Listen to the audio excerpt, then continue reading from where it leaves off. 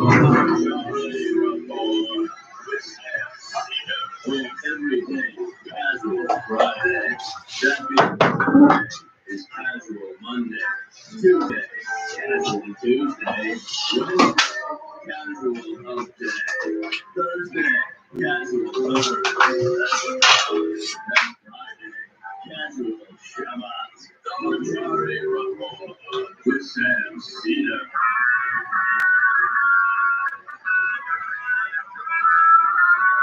It is Friday, August 20th, 2021. My name is Emma Bigland for Sam Cedar, and this is the 5-time award-winning Missouri Report. We are broadcasting live steps from the industrially ravaged Gowanus Canal in the heartland of America, downtown Portland, USA. On the program today, Benjamin Dixon of the Benjamin Dixon Show will be joining us, and then we will be joined by Dan from the Internet, the Power Report, and Audio Face, later in the show. Meanwhile, in Afghanistan, Kabul's airport continues to be mired in chaos, as thousands of Afghans were beaten by the Taliban as they tried to board flights out of the country. The United Nations has warned the Taliban are rounding up Afghans who they suspect worked with the U.S. or the previous Afghan government, conducting door-to-door visits. In Washington, a man who claimed to have a bomb in his pickup truck outside of the Library of Congress surrendered to police after hours of negotiations. On a live stream beforehand, the man was seemingly threatening Joe Biden and has expressed support for Donald Trump. Go figure. 3 new senators who are vaccinated have tested positive for coronavirus. Independent Angus King of Maine, Republican Roger Wicker of Mississippi, and Democrat John Hickenlooper of Colorado all report mild symptoms. As the Delta variant rages across the country, the Alabama Hospital Association says the entire state has negative 29 ICU beds. Yeah, less than none. Biden cancels federal student loan debt for over 300,000 disabled borrowers, proving that he can do it for everybody if he just wanted to. And lastly, more details about the devastating effects of the earthquake in Haiti are trickling out. A major oxygen plant, one of the few on the island necessary to treat COVID patients, has been severely damaged. All this and more on today's program. Welcome to the show, ladies and gents. It is Friday. It's a very casual Friday. I'm feeling burnt out this week. I'm excited for the weekend. I don't know about you. I think a lot of the news has been so heavy, whether it's the Delta variant, whether it's the Afghanistan withdrawal, just the images that we're seeing there, and of course the weight of the media's opposition to trying to end our wars. That's been difficult to combat in and of itself. Not that we're some heroes here, but it's just been a frustrating week. I understand all those feelings. My current candidate is energized by ongoing scandal in the Minnesota Republican Party. We will get to that in the fun half. Matt may even make an on-camera appearance to break this down with us because he's got all the info. So it's time to break up the show, folks. Yes, and unfortunately he didn't wear his Minnesota Timberwolves hat to talk about this today. You're going with the Orioles. I might sneak away though. Yeah. Well, we still have some idiocy to get to before we talk to Ben Dixon. Now, Lieutenant Governor Dan Patrick of Texas, people might remember him for a variety of reasons, but mostly he became infamous at the start of the coronavirus pandemic. I'm not sure if you've ever heard of it, for advocating that grandma and grandpa should be sacrificed at the altar of capitalism so we didn't have to close down the economy. Basically saying that they would want the economy for their kids to be robust, and so they're fine with dying of COVID. Yeah, that's that kind of guy. Well, he's back on Fox News, where he originally made those statements back in early 2020. This time on Laura Ingraham's show. Here he is engaging in the latest Republican brand of whataboutism, they've been dancing around using this argument tactic for a bit, but now it seems like they're diving headfirst in on vaccination rates. He's trying to direct ire away from himself and Governor Greg Abbott in Texas as their ban on masks and promotion of vaccine hesitancy is having a deadly effect on. They're coming after your state, really quickly here as a response, coming after your state because the increased COVID numbers, hospitalizations, deaths are up in Texas, and there's a direct assault on your governor's policies and your state's policies, very brief response. Yeah, well, Laura, the COVID is spreading, particularly most of the numbers will be unvaccinated, and the Democrats like to blame Republicans on that. Well, the biggest group in most states are African Americans who have not been vaccinated. The last time I checked, over 90% of them vote for Democrats in their major cities and major counties. So it's up to the Democrats to get, just as it's up to Republicans, to try to get as many people vaccinated. But we respect the fact that if people don't want the vaccination, we're not going to force it on them. That's their individual right. But in terms of criticizing Republicans for this, we're encouraging people who want to take it, but they're doing nothing for the African American community that has a significant high number of unvaccinated. TikTok, I don't know where she got that part from. But here's the thing, yeah, Black Americans' vaccination rates are lower than some other groups in many areas, but not as low as Republicans. And also, growing up in the same region, we talk all the time about Yes. barriers to getting vaccinated. I Correlated with class sort of things, but in this country, very correlated with race. want to, yeah, I'm going to get into that, I swear. It's like, let's just pull up this then Washington Post and Kaiser Family Foundation chart from a few weeks back. So you can see here, Democrats and white Democrats have the highest percentage of having had at least one dose, and the definitely won't get, the purple on the end there is very, very little. And you see white adults in bold. There are a bunch of other different categories there. Black adults are behind them, but not too far behind them. And right at the bottom there, you see Republicans and white Republicans. And you will see also that the purple is a lot higher for them, right? An uninsured under 65 is cut off, I think, a little bit here, but that's actually the lowest demographic because, as Matt said, poverty is a major factor. But as you see, they definitely won't get for Republicans and white Republicans higher than all of the other groups except evangelical Christians, who are very similar right down at the bottom. We're good with that chart there, but as Matt said, poverty is the number one factor, inextricably tied with race in this country. And a lot of it has to do with misinformation about being charged for the vaccine. That's why you see uninsured under 65 as being the number one demo that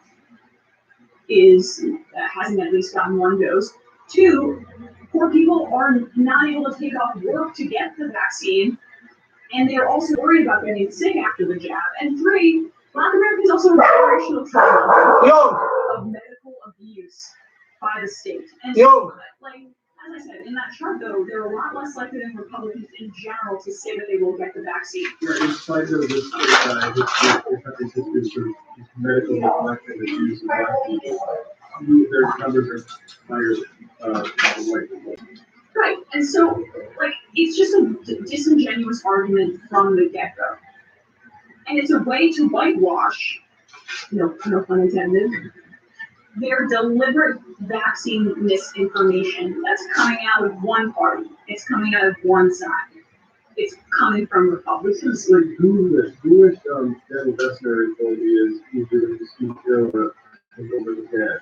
The way that in the midst of a rising, not only case rate, but death rate for COVID, to talk about an quote assault on your policies, people are dying and they want to hold the state responsible because that's what is responsible. Correct.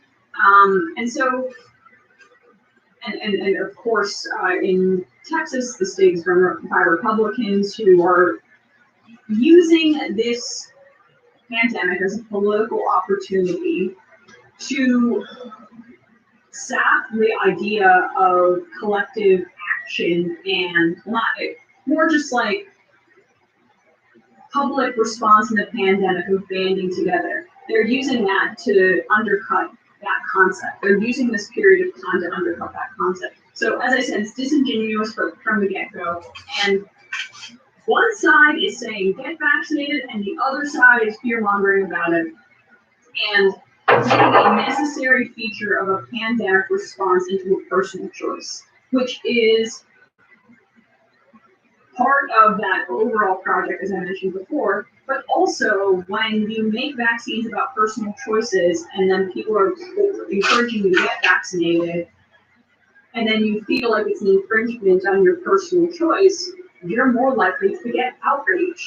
And a lot of what Republicans want are for people to be outraged on a local, granular level so that they are engaged with the GOP in all elections, state, local, federal, what have you. And so I haven't seen a big Republican go as far as Lieutenant Governor Dan Patrick there quite yet, in explicitly blaming Black people for vaccination rates, but that has been percolating behind the scenes for quite a while, and he finally said the quiet part out loud. It's just as bad as it appears to be. All right, we're going to take a quick break. We got some ads, and when we come back, we'll be joined by Benjamin Dixon of the Benjamin Dixon Show. Hey, today's episode of the Majority Report is brought to you by Sunset Lake Citadel. SunsetLakeCitadel.com. Sunset Lake is my go-to for tinctures that help you with sleeping, salve that helps you really, it's supposed to help muscle aches that aren't pain. Currently, I use it for my eczema. Found a lot of relief from it. They've got infused hand lotion. They've got fudge and great tasting coffee that's infused with Setember, which is my weekend brew. They've got gummies. They've got smokables. They've got pre-rolls. All of it, highest quality. They have third parties who test it and put all the results on their website, send it to you as well. Plus, they have good business practices, $15 minimum wage, companies mostly employee-owned, with great farming practices. No pesticides. They use integrated pest management as a way of doing the pests, and 100% organic fertilizer. They work at the University of Vermont for their regenerative agriculture practices. And now they have a new feature, which they don't call it this, but I call it the Sam Cedar feature, if you will. It is basically allows you, well, it is, you know that with Left is Best, you get 20% off of anything there. Coupon code Left is Best. Well, now, for folks who might be like me, that you need to habitualize everything, you don't want to reach over and go to bed and find your tincture is empty. But now you can easily get their handcrafted 7-day products from Sunset Lake 7-day automatically delivered to your door every month with a 25% discount. This is great for you if you're like me, you want to automate everything, or if you know somebody who might have trouble ordering online, to do it repeatedly, and forget that it's difficult for them to navigate the internet. This subscription service from Sunset Lake 7-day can be a huge help. Check it out now. www.sunsetlake.com. Today's show also sponsored by a product that I was using well before they became an advertiser of this show. I've told this story before, but it bears repeating because it's a great story. My sisters and I wanted to make sure that my mom was eating properly. A little bit of health issues, and wanted to make it easier for her, so she didn't have to cook any food. And we came across, we basically, no, I didn't do it. She looked for the best review service that would bring food to somebody's house. And it was called Freshly. We had to tell my mom because we knew that she wouldn't let us pay for those meals, as reasonable as they are, that they were advertising on the show. And they'd give me lifetime free meals, and I basically just go to send them to my mom. And my mother has been loving Freshly for well over 2 years now.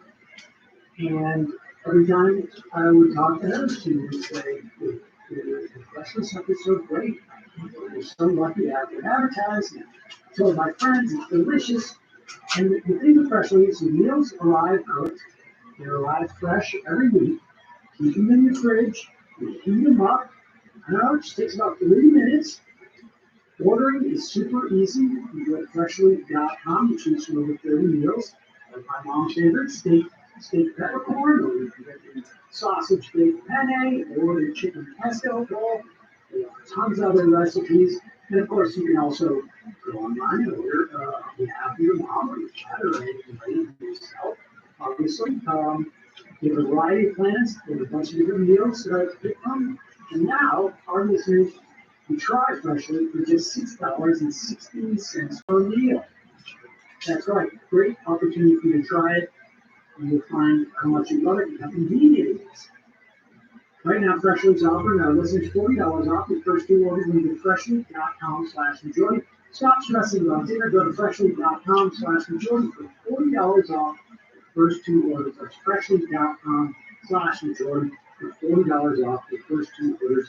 Put links to things we advertise in our YouTube and our podcast descriptions. Check it out. Come on.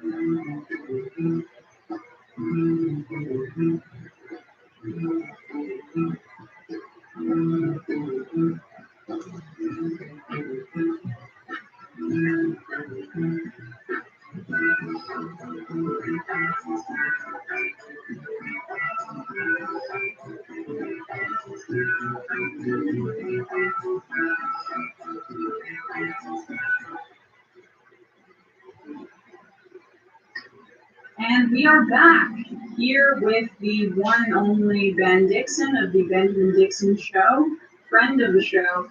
Ben, how you doing? I'm doing pretty good. Thanks for having me, and it is Friday, so I'm doing the best. Yeah, that's what I'm saying. Like, I was saying before this, at the start of the show, kind of a heavy week.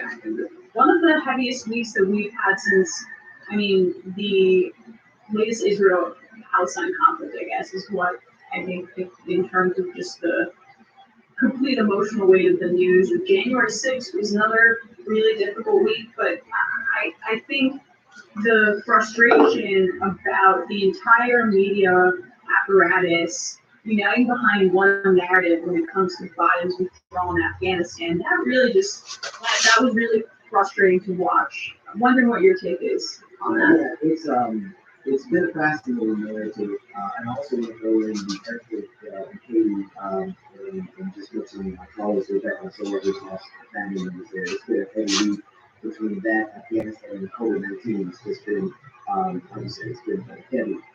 In regards to the narrative of Afghanistan, it is such a ubiquitous narrative that I had to wake up from my from my deathbed this morning and call into my own show to speak to make sure I register my dissent with one of my co-hosts and their position on Afghanistan, because the narrative has really sunk deep in the mainstream media that this was an abject failure by Joe Biden.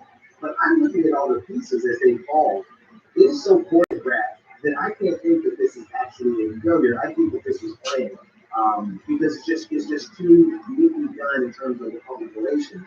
And the only people that really have a problem with what's happening is the mainstream media, but you got to consider who their sponsors are. Right, and so I also think that it's not just sponsors too, it's also sources with a lot of these national security reports. They take what their sources say very seriously. They develop these relationships, and like there's very little big picture understanding of these Langley sources, these FBI sources, what have you. There's a bunch of intel that they could give to you, and they're giving you specific intel for a purpose. And so, like always, the conclusion is, well, we have to remain here, we have to invade here, because that's curated for that exact purpose. That's right. It is, and I think it's one of those situations where we really have to understand one man's freedom fighter is another man's terrorist kind of perspective, because we automatically insert ourselves into conversation. The observer, we inject ourselves into the international conversation through the lens of America and democracy and spreading freedom. When in reality, we are Darth Vader on the international stage. We are the Galactic Empire. We are the people that many nations have to survive simply because we have decided to occupy their territory for 20, 30, 40, 60 years. And so the narrative that is being spun by the mainstream media absolutely has a connection to their assets on the ground. And so we call those assets, from the American perspective, we call them our allies. But from the people who are on the ground, some of them, those are the Jewesses that work in conjunction with the greatest empire in the history of the planet to occupy that nation for years. Right, and saying that to anybody covering this, their heads would explode, because there's such this like childlike American exceptionalism that is an undercurrent of so much of what the press does here, and it's also inflating their own importance in recovering grave threats, and we are a part of. And I'm not besmirching media in general, but I am besmirching a lot of national security reporters. Like, that part of the media is a real cesspool. Right. Because what they're not going to tell you is that if you take a course in national security at a master's level or even doctoral level, and they outline the top 4 security priorities for the United States, number one is not democracy and freedom. Number one, literally, in our courses, we do this on an academic level, based on the research, the number one national security implication for the United States has always been capitalism. Always has been. And so we have to understand through that lens, we're not going to spread democracy. We really haven't spread democracy in the last 60 years, right? You can make the argument about our interaction and going to World War II, that's justifiable, and not argue inside of America in that perspective. But in terms of everything else, Vietnam, and we did the cleanup in World War II. The Soviets lost many more people than we did, and that's not a part of our it's not part of our common understanding because of the narrative of capitalism versus communism and so forth. But there's just so many layers here that is unnecessary. It's not necessary. Intentionally reduced to intentional obtuseness because they need the general public to automatically say anything that is against America is automatically bad. But I'm sorry, I know what America does. So we should. So what did you think about Biden's response to this then? Because I thought it was largely good. I think Sam was talking about how he wished it was included within a broader critique of American imperialism, like making it not just about this conflict and our men and women dying overseas for nothing, but more just about, no, this foreign policy set that we have engaged in for decades and decades. It's a part of a massive problem of Americanized imperialism. And to me, I'm not going to expect that from Joe Biden. There's just no chance because this is part of his ideology. He believes in the American empire. I'm wondering if you were satisfied by what he had to say, his explanation. I would say, pleasantly surprised that he didn't really back down from all the pressure that he saw. I would just add that he apparently kept the thing on hold for 36 hours. Which I think is, and I think there's Love that. The criticism of Biden is in the rhetoric, which I think is shameful. It's as dishonorable as you would expect coming at the end of the occupation of the war in Afghanistan. We're blame the Afghan soldiers. But, and so the rhetorical stuff like that. But as far as like the continuing the pullout, I think that's okay. I honestly, this is the first thing that Joe Biden has done to make me feel okay about my vote. Where he stands in the filibuster and all these other things, it's bipartisanship, that still gives me nightmares. Saying that I voted for this guy who's going to watch stand by and let our voting rights go to hell because he doesn't want to be part of the filibuster. But I see him standing firmly in this. However he got there, I don't know what it is that got Joe Biden's report that he is now saying, no, it's not going to be go to this America. No, we're not going to do it. And he's saying we're going to stand there, and he's standing by it despite the backlash. I mean, lesser politicians would cave under the pressure of all the mainstream media coming in terms of war. Joe Biden was old enough and honorable enough to say, no, I get it. We're coming with them. So I actually take him for that because of this pressure. I want to keep them warm. I didn't say that. You said that. But think about that, right? I mean, think about how he was terrified of this very situation playing out. And there's a part of Biden, I think, that has like resentment towards what he perceives as some of these kind of elitist types. He, despite being in Washington for a long time, still likes to think of himself, even if he doesn't act this way in practice, as, middle class Joe, trained riding Joe, union Joe, even though he could do a ton more in that area. But at least aesthetically, he doesn't necessarily find the arguments convincing of the people who are on Harvard Law Review or the National Security Establishment. I think that kind of that laid into this a bit. I think that, when you consider back when Joe Biden opposed the surge, he actually was very vocal going on the record opposing Obama's surge into Afghanistan. I think Joe Biden had his own sense of international relations that was separate from Obama, but now he's getting a chance to implement it. And whereas now, and I want to be sure, let's not forget that he dropped bombs in Syria within the first 3 months of his presidency, or 4 months of his presidency.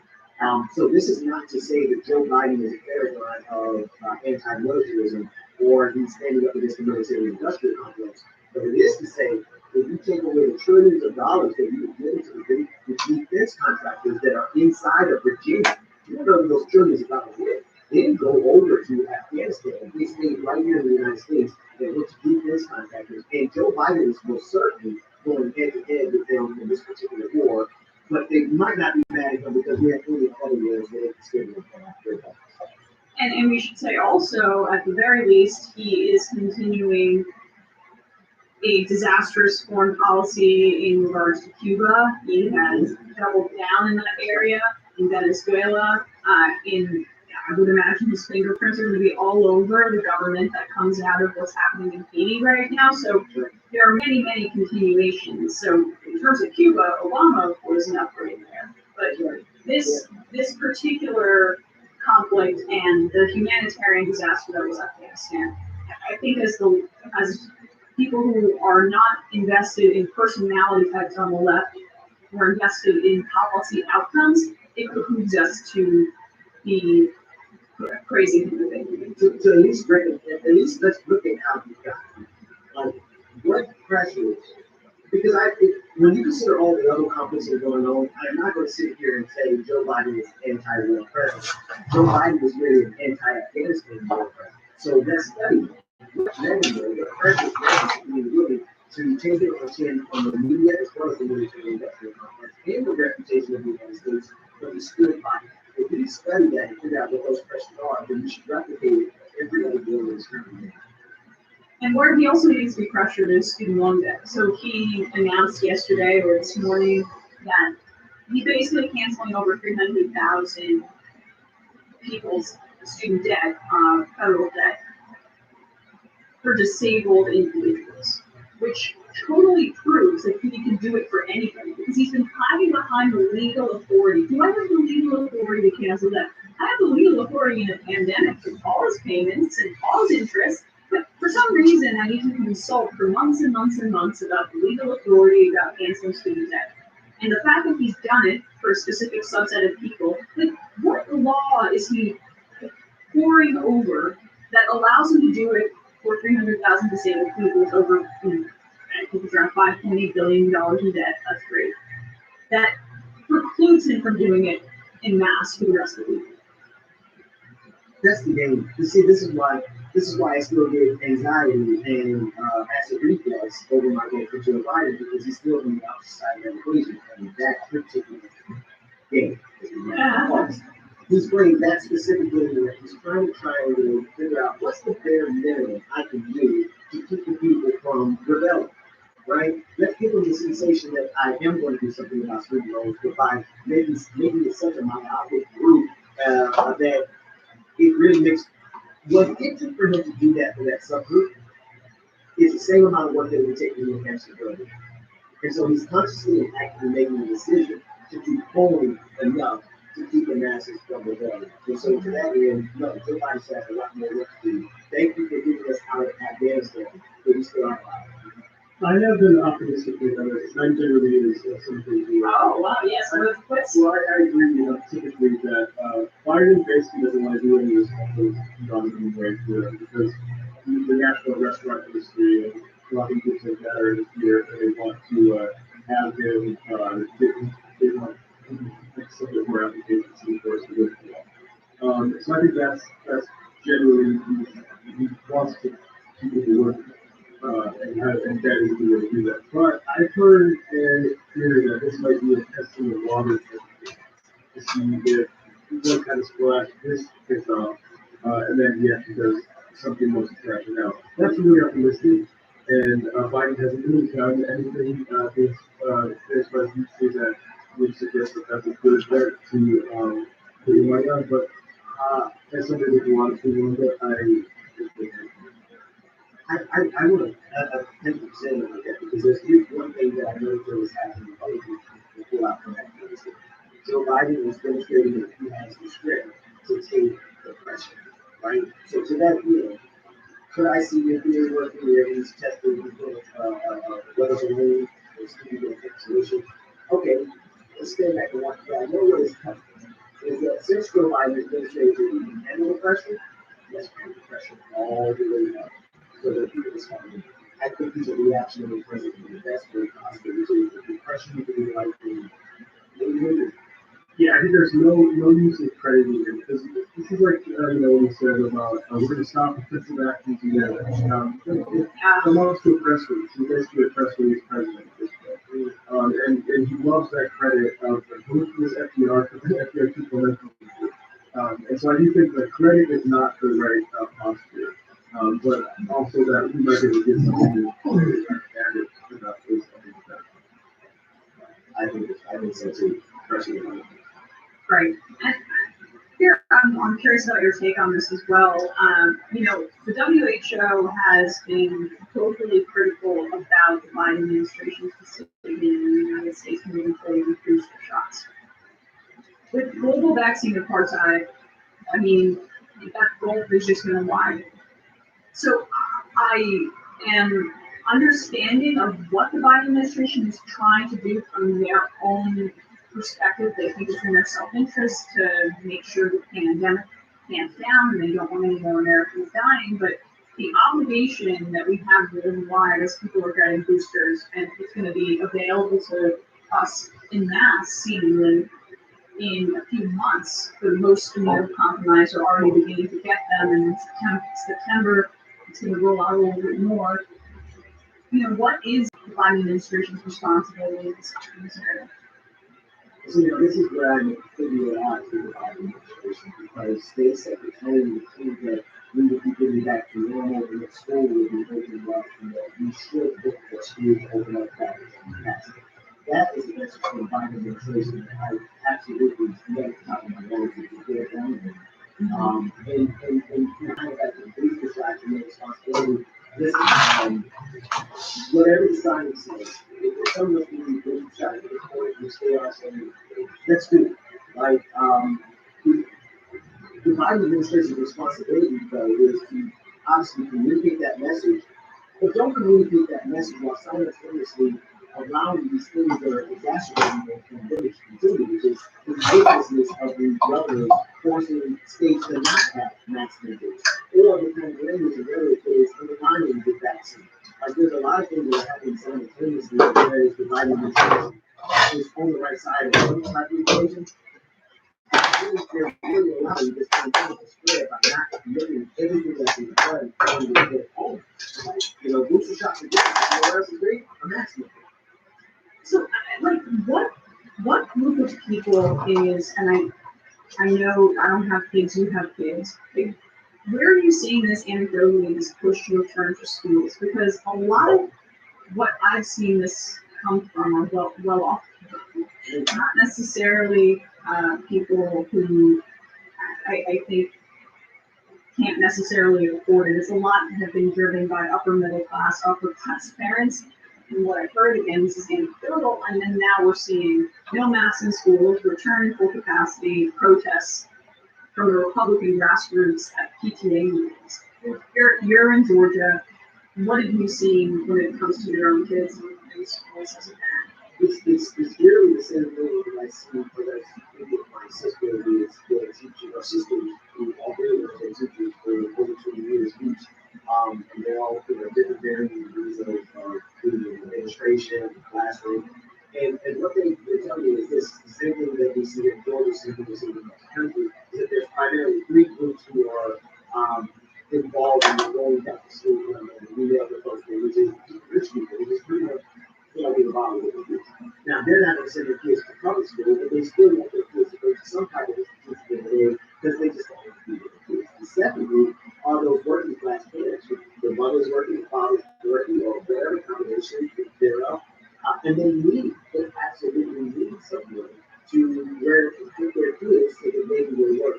I believe this is the group that the government is absolutely targeting the most, because these are the people that are going to go back into the factories, go back into the call centers, and carry out their daily duties in order to help these billionaires and their profit margins. And they're also the same people that go out and consume, spend money, in traffic, in gas. And if those people are not pushed back into the system because the kids need to stay at home, then we need to be taking calls apart. And then the third thing we should talking about, actually now really skipping, but I think if you can do it, bring it to those who don't go out to the probably don't have any choice because they're forced to go out to the labor. And I understand that it's hard, and say you want schools to return in capacity, where, all right, masks. It's just, so much of this is projection by these parents that are seeing protesting and getting so up in arms about their kids having to wear masks. Oh, it's suffocating them, as we're seeing with the Delta variant, might be affecting kids more. And so, we're talking, your kid might be suffocated a little bit more than wearing a mask if they have COVID. That might make it a little harder for them to breathe. I'm not sure if they're aware of that. To them, there's an intersection of the gross level of religiosity, conspiracy theory, and I don't want to say derangement, but another word is spiritual at this moment. That intersection is what gives us the fracture, the conspiracy theories, and these are the intersections that we see with the school board meeting, where they are screaming at the top of their lungs with so much conviction and passion over the exact thing that's going to get their children killed. Right. Just blowing it away. The science will protect their children.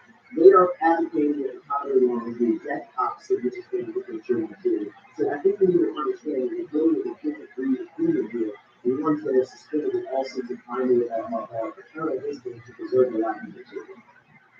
Do you see this effort by, say, Republican politicians and Republican pundits about it being, Tucker Carlson calling it child abuse for kids to wear masks? It's engaging this evangelical base, this anti-science base, they often overlap, on a very grassroots level. And I think it's a clear way to engage people in politics. When you're saying it's child abuse, it's part of why people are drawn to QAnon, right? It sounds like the kids are being abused, you have to go after the elites. It really is, from my perspective, a way to get people involved in politics on a level that is so emotional to them. And so now if you're going to your own PTA meeting, you know what you're also probably doing? You're probably voting for a Republican politician on the state level. You're probably doing everything you can, protesting, voting for Republicans on the federal level as well. What's your take there? The good thing about it is that it is presented in a way that gives them a sense of righteousness, and they feel like they're on the right side. It ties into their reputation of QAnon, it ties into the idea that they're saving the children. I think there's a level of intentionality in what is promoted. And I'm going to be specific. These conspiracy theories require financial support. These conspiracy theories are not so popular that they're able to break the algorithm themselves. A lot of these conspiracy theories have funds behind it.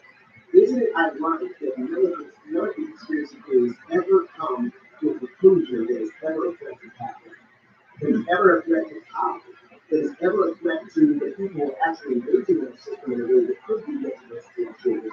It's always something that is a sleight of hand, like a chimera, something with a red hair. You go and chase this boogeyman. Meanwhile, the real villain is always been underneath the mask that the kids, the pesky kids from Scooby-Doo. It's always a real life person. No pun intended about the masks. No pun intended about the masks, then, right? So there you go.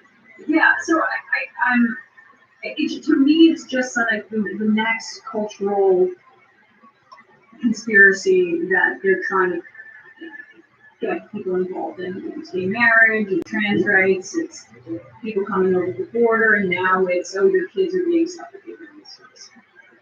It is always a sleight of hand, right? It is the war on Christmas.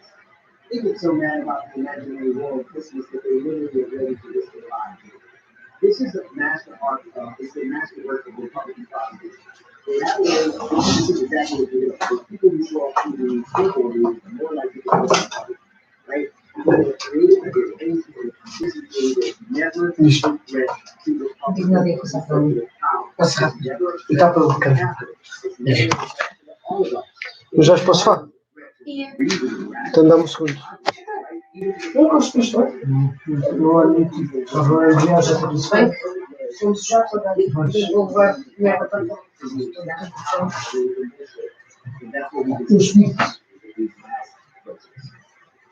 Yeah, I mean, it's also interesting to me because, like, the whole ways in this sense, they're not necessarily that focused on getting everybody vaccinated so that populations. They're seeing it more as a long-term strategy, where if we engage our base on this level, then we can further deregulate the state, we can further give tax cuts, and it's fine if, yeah, temporarily things have to take a hit because people aren't vaccinated. And also, I mean, have Republican governors, it doesn't matter. They're pushing people back to work anyway. I think they have their cake and eat it too when it comes to the financial ramifications of the pandemic. It's funny, I really didn't think that they have enough bodies to go through, grind through the dust, grind to the dust, and still be able to get the fully processing. They don't see losing 1 million people as a threat to their businesses. They see 30 million people being able, or whatever number of people being able to stay home and protect themselves from the pandemic as a threat to their business. And so their cost benefit analysis really says we can sacrifice X number of human beings in order to maintain our quarterly profit margins during the pandemic. And I believe the government, the United States government, is complicit step by step with that cost benefit. Well, before we let you go, let's talk a little bit about Haiti. You mentioned that your co-host experienced loss in Haiti. I'm so sorry to hear that. The numbers that keep coming out of what we've seen in Haiti, over 2,100 deaths as of the last count yesterday. Thousands and thousands are homeless now. Today, the AP is reporting that a major, I think there's only 2 or 3 oxygen production facilities which are necessary to fight COVID, has been severely damaged. The one that services Port-au-Prince, New City, and Haiti. Talk about what you've covered on your show and also just the larger ramifications. You know, we actually took consolidated our policy. We took 2 days off this week. We found something that it was just too much. We came back yesterday and they come a little bit. And then, you know, I took this one a lot because it is a lot. Haiti has been through so much. Part of what Haiti has been through has been the insult to injury. That is, natural disaster is not enough for entities to be given to the people of Haiti. This system has always been willing to give insult to injury, mainly Red Cross. In 2010, Haiti almost $500 billion worth of donations and they delivered some 50 houses. Meaning that kind of money could rebuild the whole city of Port-au-Prince. To bring the mission, to bring the organization, going there and being part of the exploitation of Haiti during the time of 2010. And then after the assassination of the president, Jovenel Moïse, seeing the insult to injury of this earthquake being commented on by so many white conservative people relatives as a statement of Haiti being cursed is the biggest insult of the all because that's the narrative. As we look at all the different things that happen to Haiti, the narrative that's been employed by the religious community, particularly the white religious community, is that it's because Haiti broke free from the bonds of slavery, and therefore, because of the violent revolution that occurred in Haiti, they are not punished. That has been something that has been overbearing or very way too heavy. I just want to make sure that I say to us. Haiti did break the curse, and that curse was the curse of slavery, colonialization, and white supremacy. That's what they broke. What's happening now in Haiti is a series of natural disasters that there have been plenty of white folks in white supremacy who have been happy to expose it, and some of them coming in the form of the clubs. Or the Kennedy Foundation, as you mentioned, it's amazing the arrogance that once Bill Clinton left office, they were like, well, you know, we're going to set up a charitable foundation that maintains Haiti as like a perfect haven for capitalism and also our own influence. We just really enjoy having total influence over their government. It's just like the arrogance of that blows my mind, especially given how much Haiti has suffered at the hands of colonialism and slavery. The idea that these power brokers feel entitled to exert their influence there, it's just nuts. It's fascinating to see how people are really. I guess I don't feel like I would be a good standing with the universe if I went to an earthquake ravaged nation and exploited and use Medicaid as a moment for profit, but then again, we're getting a system that does that on a regular basis in the healthcare system. So I'm not surprised that we will see organizations go down there and be exploited. I hope that Permission down fuel. And instead York City are not the organization for the Red Cross or allowing the influencers of the initiative to be beneficiaries of the pain of the people of Haiti. I hope we learn a lesson enough to tell them to stay about it and let us get going.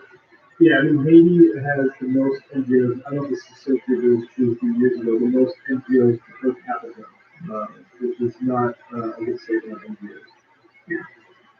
No, certainly not. I mean, so, again, I will let you go in a sec then, because I know I hear your kids running around a little bit back there, but they've been good. They've been good. They've been pretty good.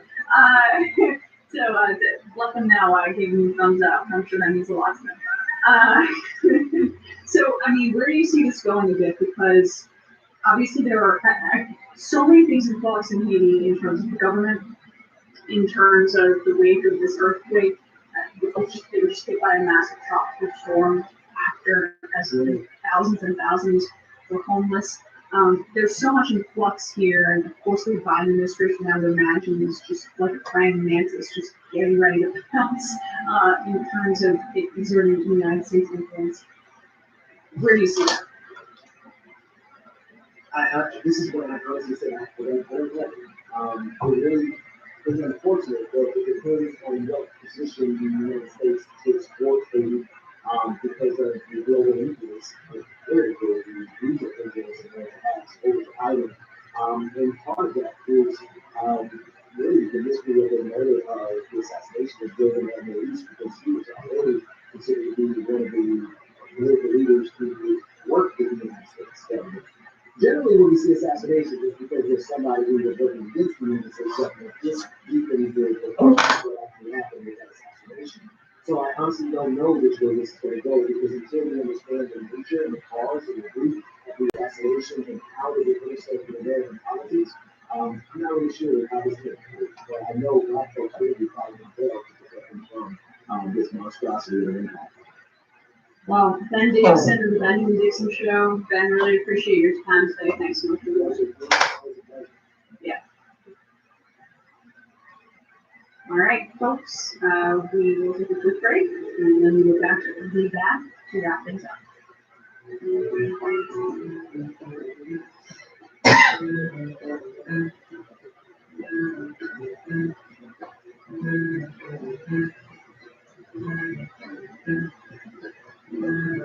Recomendei o privado à minha prima, que ela disse que as todas as coisas. Mas explica-lhe. Nada, vestido. Ninguém a ver isto, 3 horas e um gajo a pintar de costas. Isto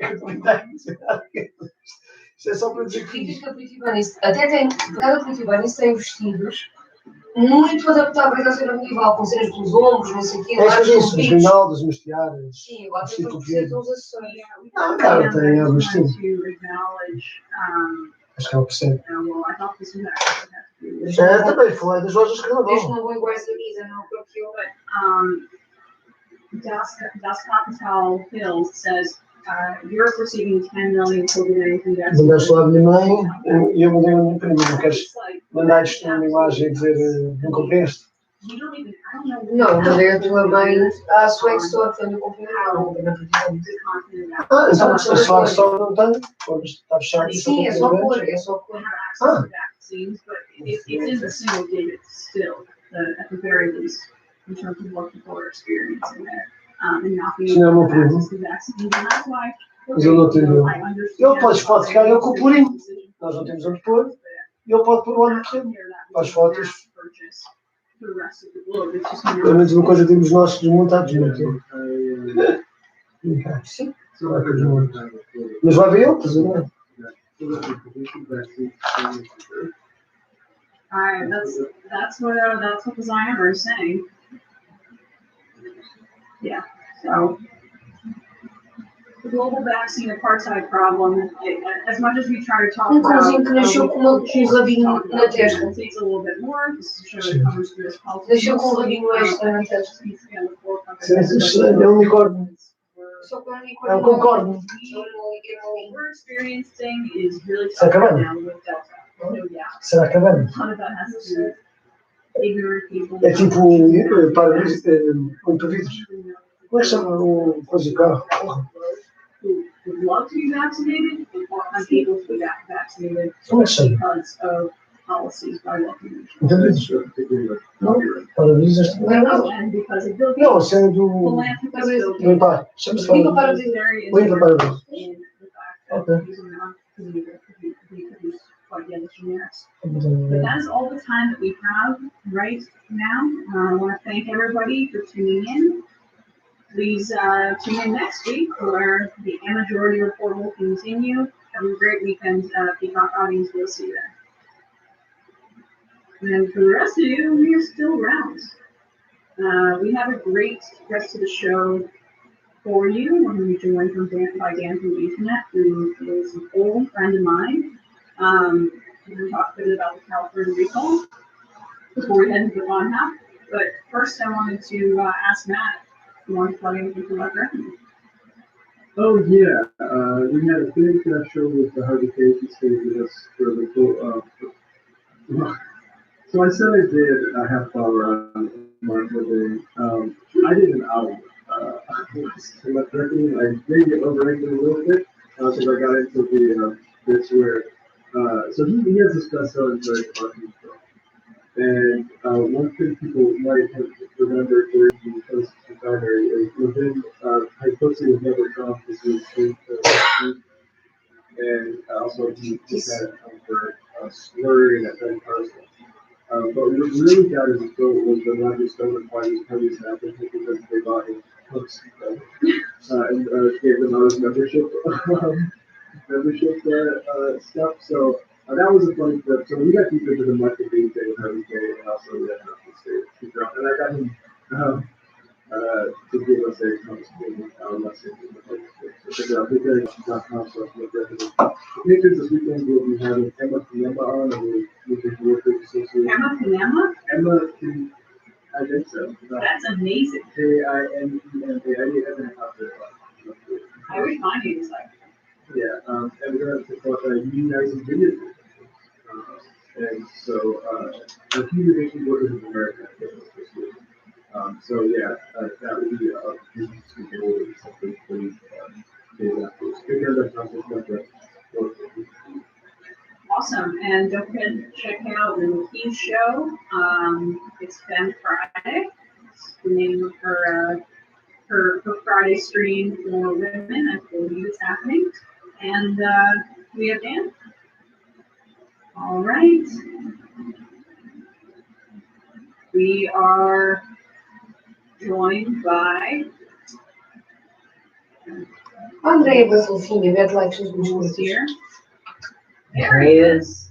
Oh, you're muted, Dan. We are joined by Dan from the Internet, a dear friend of mine. He is the host of Power Report. Tá me dando Eu um nem fazia ideia que nós nos seguimos no Twitter, já está a cantar e Thank you. We have so much about it. We've done 200 episodes. era uma daquelas pessoas que são dissesse, olha, afinal descobri que gosto da André e eu vai tudo bem, e ficava tudo certo. So great for you to join us. I'm really glad we were able to do this because, you know, you're a friend of mine. I kind of like you, just a little bit though. A partir daí fui It's escolar. probably better to talk about the California recall because I'm like I'm a bit ignorant about it. I haven't been following it to the same degree, and I'm sure you have a lot of thoughts. Well, I mean, things have been so interesting on your end with New York. I don't blame you, honestly. Yeah, we're a little bit preoccupied with with everybody having to resign their status as homosexual. Oh God, yeah. Had a lot of interesting conversations with folks about how. I mean, I don't mean to be the told you so person, especially during these really difficult times, but like we were kind of cringing at the homosexual stuff a long time ago, and hey, Vou me inscrever numa gotta cena. do it. But you gotta Há forgive muito uma people coisa for que bad não things entendemos sometimes. depois quando puderes nos Some impeço. of us weren't thinking straight. Yeah, absolutely. But some of us Vou é gastar uma nota com isto, porque é uma coisa que eu vou fazer para complementar o yoga. Sim, Se calhar vai haver vezes que eu não vou conseguir fazer, porque tenho doutoramento e vou dar a jogar ali um bocado. E aquilo, uma das aulas é à quarta-feira, que eu tenho as aulas da IAP. E a tua Graça Freitas escolheu só cumprir na televisão. A Graça Freitas não, este não é a Graça Freitas. recall efforts, and I'm happy to go through this to the extent which you want to Mas voluntário também são. they more or less haven't worked.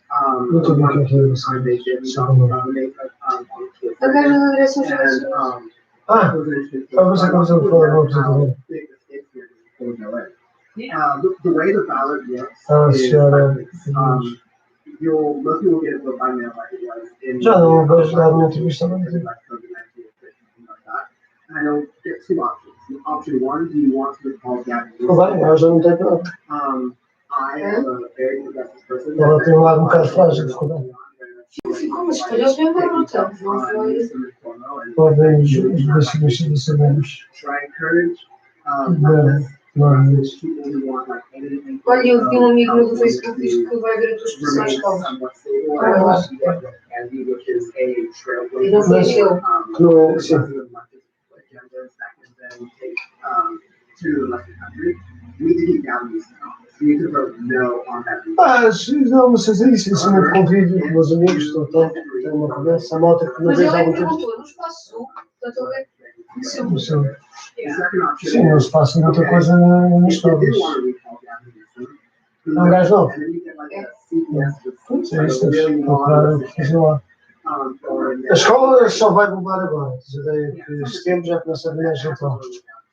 But you have 5 or 6 like one runners. Thankfully, Caitlin Jenner is not seeing to be one of them, but it is a Yeah, so. Espaço já teve aí duas exposições. E a primeira o Rui só soube depois. Mais um tipo. Right, is that accurate? Yeah, so what was that, what happened there?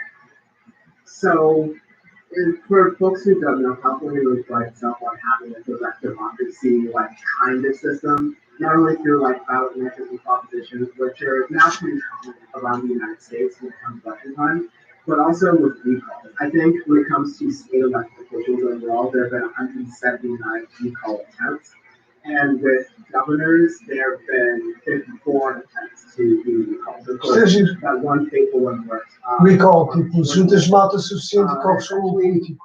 What's really going on the ground here, É um bom sistema. recall, Recall, que eu estou falando. É tipo, olha, não gostamos de ti. Reúnes as assinaturas e fazes novas eleições. Óbvio. Mas isto é em toda a América. Como eu estou a dizer, tipo, que foi muitos. Someone who you already didn't like in except they won and they have lack of center values, not even all the time that much justice. They start gathering signatures, standing outside grocery stores, etc., trying to, get this recall effort because they know there's a snowball path in hell that occasionally is going to work. And so that happened with Ray Davis. E os passos do tempo, a gente. I'm a little bit too young to remember the exact circumstances of what happened, but I do. Ainda não estive isso. Making Sam see this feel like holiday, but like. Oh yeah, I'll send this book to him later. Amazing. And I love when you say on holiday because it reminds me of your British roots. You totally revealed that part to the audience by accident. That's the thing. I usually that's one of the few words that stay because vacation. Americans don't use theirs enough content, but also we don't like feel enough necessarily. Right. Holidays, it's just so fancy. Like I just created my own holiday. It just happens to be this long weekend that I'm taking to work. Yeah, it should be naturally enshrined. Continue. Yeah, I thought it was that was like, thank God for the weekend, and it was like, no, thank you, but nevertheless. So Arnold Schwarzenegger was won by, I want to say, in that recall effort, they voted A, yes, to recall Ray Davis, and then B, in that recall effort, Arnold Schwarzenegger won, I want to say around 55% of the vote. So like that was pretty good, but I want people to understand that if that first question on the ballot, do you want to recall that music or not, and that people vote yes on that 50% plus one, then that just triggers like a rat race essentially for question 2, because all you need is a plurality of people who are like voting for that person to recall to win. Relativamente ao terror mental do José António Saraiva, diz ninguém tira da cabeça que este senhor não existe. É um boneco, uma caricatura, uma figura de ficção como o Ignácio de uma configuração de políticos não pode existir. Sim. E vai o Major partilhar aqui. nacionais e one of the Então most funciona. clearly democratic Não, e supostamente alguém gosta de figuras possibly ever seen. e um bocadinho de história e tudo mais, e aquilo é completamente ridículo. É uma caricatura do que eram os povos bárbaros. Os bárbaros, como eu disse, todos os povos não falam antigos eram bárbaros. Os árabes tinham uma civilização muito mais antiga que a romana, eram bárbaros. I'm not saying there are things on the call up that are justified. Again, like I can go with that reason from the left very hard, but this is one of those situations where they're crossroads where there is no other democratic option. So we have to be real about our like electoral status. Right. So, and was there ever a viable or whispers of a Democratic option? I know that there's nobody to really step up to the plate, and Newsom has a pretty significant hold on the state Democratic Party. But was there ever a thought? Because a lot of the reasoning behind this recall effort centered around that dinner he had, right, which was violating COVID rules, seems a bit flimsy, and I would imagine a lot of other Democrats violated COVID rules during that time anyway. And a lot of other Republicans, mind you, the same Republicans that are upset about this whole recall effort. But yeah, you asked a really interesting, really a lot of different points there. I'll try to address them. So I think one thing about the recall effort behind it, there definitely weren't any Democrats. I mean, there's some rumblings of Democrats. There's someone who's on the, like running the recall side, named Kevin Hacklock. I haven't heard of him that much. He's apparently a YouTuber, does real estate stuff, but he's kind of like a obnoxious centrist kind of candidate. He's saying he's running as a Democrat because he wasn't allowed to run as a Democrat, which is kind of true. As you alluded to, Gavin Newsom has a really strong hold in the Democratic Party, not just being governor for a couple of years, being lieutenant governor under Jerry Brown, who himself was governor in the 80s. And himself is part of a political dynasty of families in California, along with Nancy Pelosi. So, but I think in the recall effort, the Democratic Party wanted to, and the establishment of the party wanted to align for sure and make it clear that they want to be unified in this effort. Because the Republicans were obviously going to throw everything against the wall, and alluding to the French market thing. The recall effort actually officially doesn't even include COVID-19 or any COVID-19 and its official reason for the petition, because as I was saying, recall efforts happen in California all the damn time. They're alarmingly easy to do, and so as a result, this recall effort happened shortly or before COVID-19 was even really taken hold. Just general grievances about Gavin Newsom. Some of them included, I'll get my notes right here. They claimed that prisoners were ripping off the state, although they weren't talking about the private prison companies. They were saying the prisoners commissary or whatever. That makes sense, given their ideology. That's kind of a crystallization. Yeah, high taxes, debt, even though we're in a lower surplus right now. And I'll get to more on that later, because Gavin Newsom's response on this is awesome. And it's what he's doing on that surplus is very awesome. But and semi-ironically, semi-ironically. And there were some things that you could see as moderately progressive, like there's issues with affordable housing, which I think are an issue all over the country and could be done more on a federal level. But certainly, Gavin Newsom could address that on the state level. And issues with fracking, Gavin Newsom during COVID-19, and allowed since fracking even happened in California, in a state that is hit very hard on climate change fires in life. And in a state where Gavin Newsom is progressive, he's trying to run this kind of forward kind of platform. But yeah, overall, you have this Democratic, it's really kind of a test case to show the Democratic Party's establishment's hold on the state. And it kind of brings, I think it sort of brings on a national level as well, a kind of complacency among a lot of the voters, a lot of the constituents, maybe like the mainstream viewers of the Democratic Party, if you will, that are just not understanding how close the situation is. Like 538 literally has this within 1% or so margin there going either way. So this needs to kind of be an, unfortunately, Democratic people who are representing to unite office in California and make sure that Gavin Newsom is not recalled. Well, some of the candidates are nuts, right? Like you have standard Republicans, they're all nuts, but you have standard Republicans like Kevin Faulconer, so from Mayor of San Diego. You have Kevin Billy, Republican state assemblyman. Yeah, they're all nutty, but like in the Republican Party. And then you have Jenner, who's got a lot of press. You know, I thought that she left to do Celebrity Big Brother, but she's still running. I mean, kind of a lateral move because of Celebrity Big Brother, I would say. And it's a little bit fast to pivot to the TV show. Usually you wait till after you've lost, right? Like, Yeah. I don't know. It's a new generation. I don't know if it's like we have out here. It's a new game. A new generation. I mean, she's a little bit on the older side. I feel like she tries to be likable in every way, and yet comes on. The whole I see homeless people for my helipad situation. It couldn't get worse than that. But then I saw this compilation of clips of conservative radio host Larry Eller, who actually is Elder, I should say, is running. Do we have that, Bradley? Yeah, let's watch this in. More perfect union was put together by a few people, including Josh Miller Lewis, who I know from Bernie staff, great people. They put this compilation together through Larry Elder. E bem, na igreja não aceitam vestidos leves vermelhos. During Slave Week, it led to Não são todas as igrejas que não aceitam, mas muitos delas não aceitam. That's the problem. I told you that the human race has racist origins.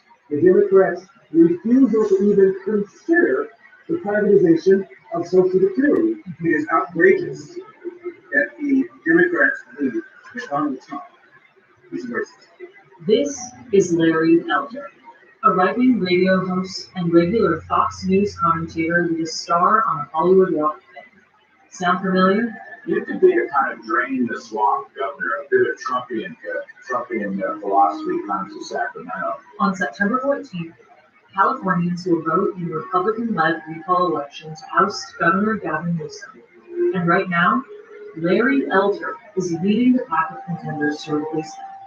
With polls tightening, Elder could very well be elected if a majority of voters don't oppose the recall of the governor. Governor Gavin Newsom faces a recall election. Organizers say they submitted over 2 million signatures supporting a move to oust him. So who is Larry Elder, and what does he believe? Larry Elder has called Roe v. Wade one of the worst decisions the Supreme Court ever handed down, and threatened to fine thousands of public school teachers if he's elected. He also opposes the minimum wage. Regarding the minimum wage, do you think California voters are earning the minimum wage or would react to that? Well, given the indoctrination that you have about the minimum wage, we actually well. And when it comes to the environment, Elder all but denies that climate change is responsible for the massive fires that rage across California every year. Because of the stranglehold the environmentalists have had on Sacramento for the last 20 or 30 years, anti-growth, anti-oil and gas, anti-water. Believe that fires, for instance, in California have gotten worse because of climate change.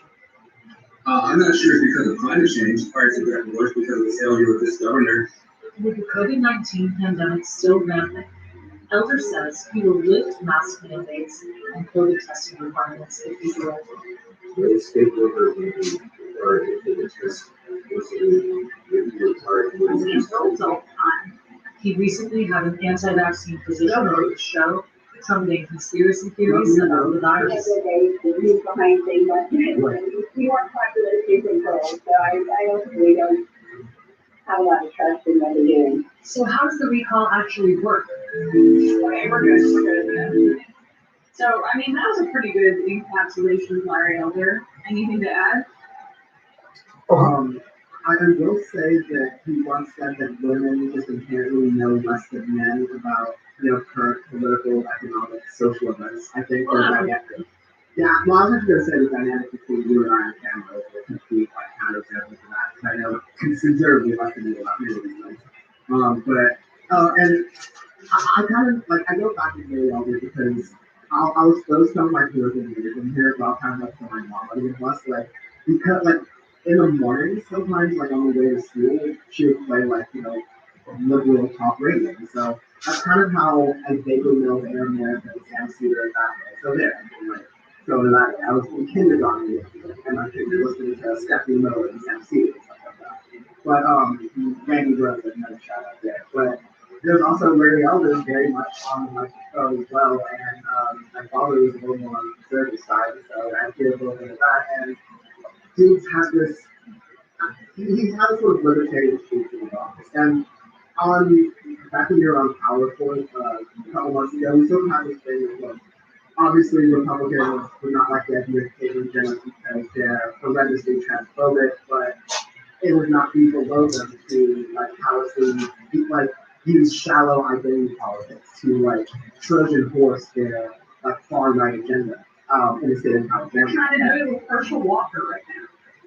Yes, the survey says like they will throw anything to the wall to see what sticks, and like I guess like cannot the hustle to some extent, but this is really what it's doing. Like I said, we have a 1% back and forth like difference between keeping Gavin Newsom as governor, and I have to, if you get any more time, like to talk about the things that he's done under pressure now. Ron 38 has it as of the 17th as a key plus 0.12 as you said, to 1 point, and that's of course it could be going either way, especially if Republicans are more galvanized. Like, and that's kind of how these recalls. That must be a bit of the dynamic too, right, Dan? Próximo, quando o Nelson entrou das férias. People don't really know excited about that. Really conservative in California. Ele vai te passar as análises todas de check-out. Depois faz o que quiser. So, kind of going back to the first laundry thing. People, that's the name of the restaurant he was caught dining at, flying his own COVID guidelines. Yeah, for his own birthday, right? And so he was really undefined because, Republicans really hate hypocrisy and they love calling that out on their site.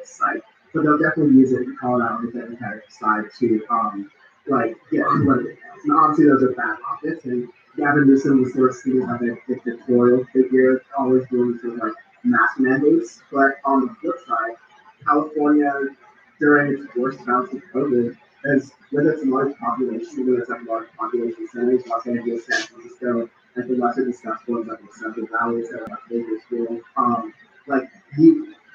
COVID like death rates could have been much worse, but I think there's a lot of damage in a lot of the other western states, like kind of tougher restrictions that for a time, no one liked the restrictions, but I think we all like being alive, those of us who do, those of us who have loved ones who died still affected by COVID-19, can definitely sympathize with efforts that were made to save lives. But yeah, nevertheless, it would be political action. And I'll also say this, because of this initiative, it would have done much things on the ballot. But it just ruled in California that because of the COVID-19, Neste momento, todas as pessoas metem-se nas negacionistas. Com o Bill Gates, com a GlaxoSmithKline, com os 5Gs, com não sei o quê, estou a tirar toda a gente. Mas já não tem expenditures, so they're allowed to spur up more of this like COVID-19 things, find more things about Gavin Newsom to be upset with, and continue this process still like that. Right. So I'm looking at the polling right here. As you mentioned, Elder is in the lead by a not insignificant number. He's plus 10.2, and there are other candidates in the field. So I guess let's talk a little bit more about him. He's emerged as the front runner, which is crazy. Not very close.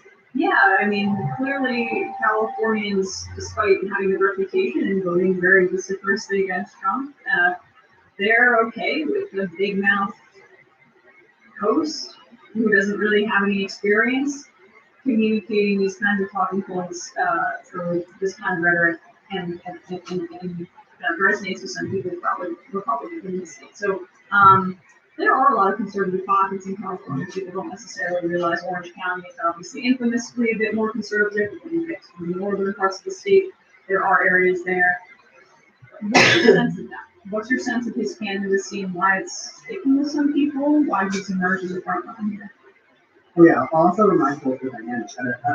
A severe minority of people, at the end of the day, can successfully elect Larry Elder into office.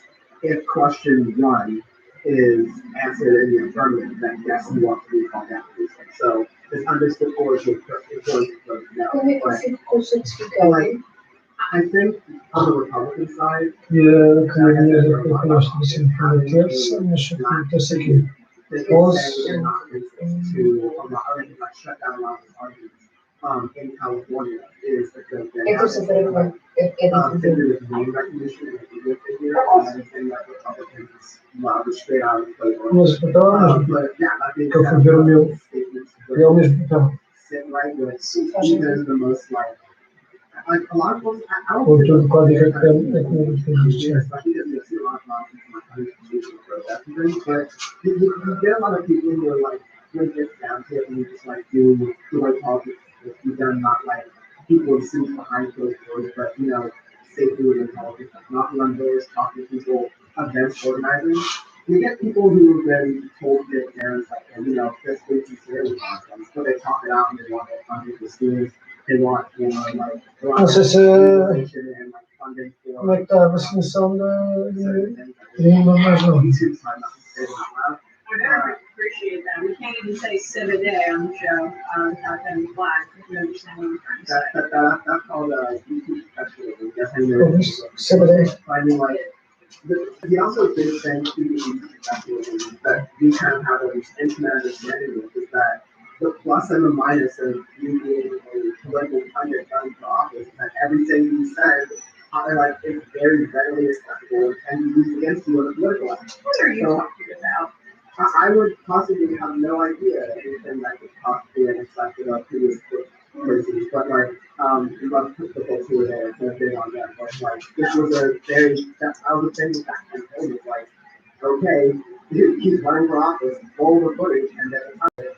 So, that was my biggest concern, and we kind of saw this with the candidates, and also, George Bush, about this, and he noted that I think the turnout for Democrats that is was 16%.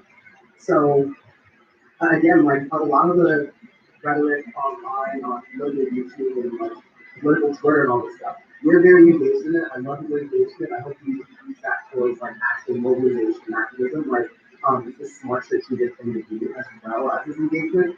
But if people aren't actually getting out to vote, I don't see much to get out to vote after the streets of media right now, on the internet especially. Like, that's all you need is for enough people who are to vote yes on calling down newsroom.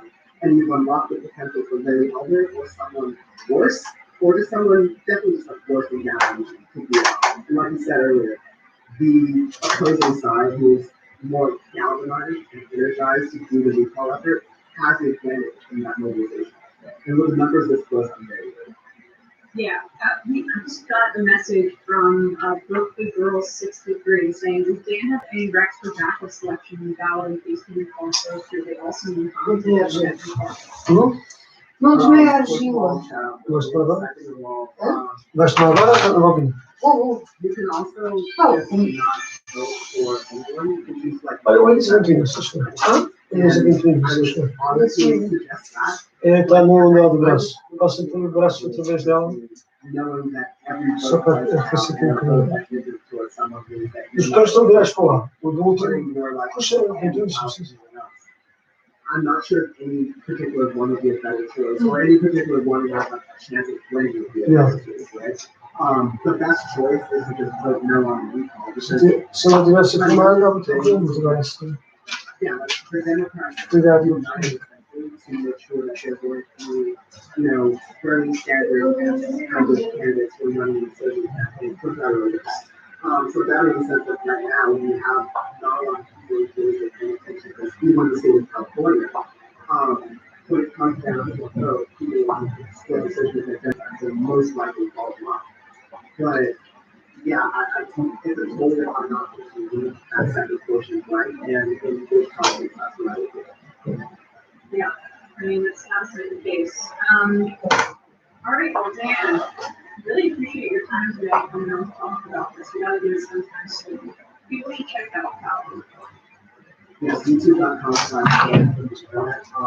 And then, yes, because having politics is not very quickly. In the episode this weekend, I talked to someone who is Afghan background in Afghanistan and supporting really good getting folks and people out of the region and speaking with these guys who have spent time talking about that process. I think like sometimes really important but not so well on other media outlets. Really contextualize why we're in the first place and what happened. So that'll be kind of some YouTube.com/get.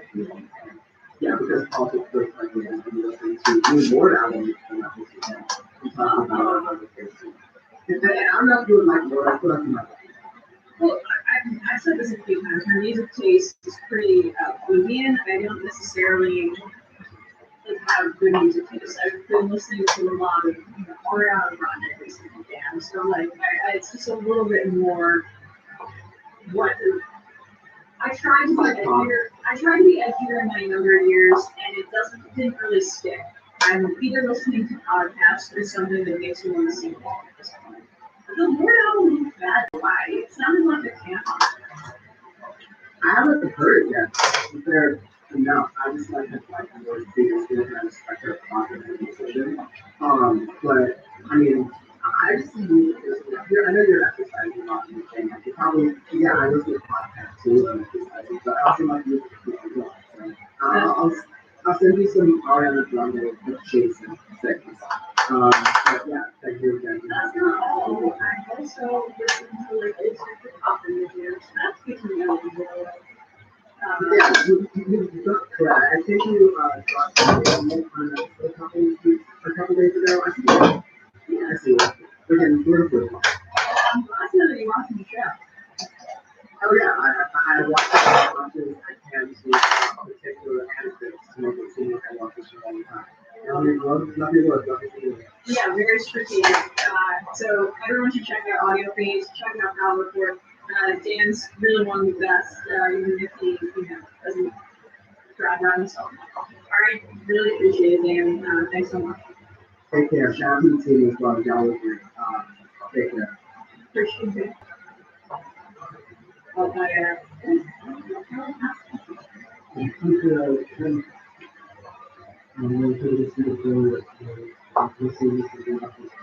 I know. How did that even happen? And I'm trying to zoom in and it's not working. All right, good. We're going to go to the fun now, guys. See you in a minute.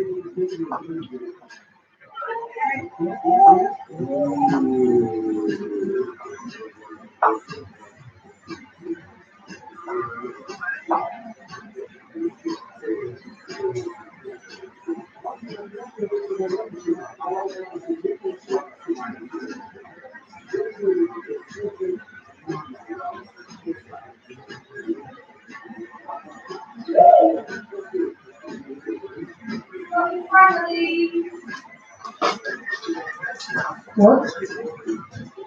Your phone?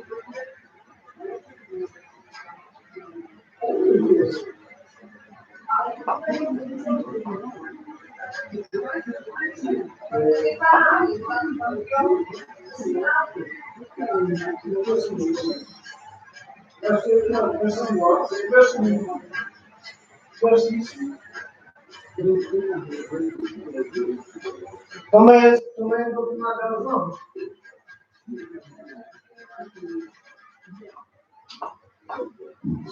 We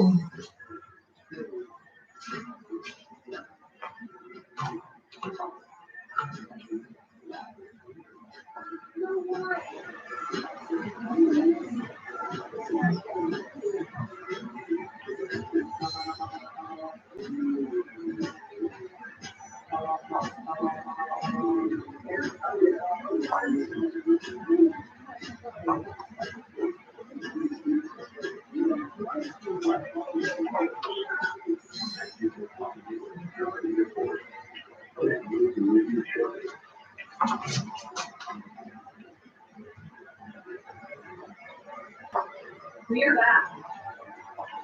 We're back. Let's read some lands. I don't think we're going to get to calls today, guys. I'm really sorry. We're going to have a bit of a longer segment than that. We're going to be talking a bit about this situation happening with the Minnesota GOP, which is really interesting. Comrade Emma just read an article in my morning newspaper, Sacramento Bee. Larry Elder won't release his taxes because he shows his business is based in Ohio and he takes money from folks like Falun Gong.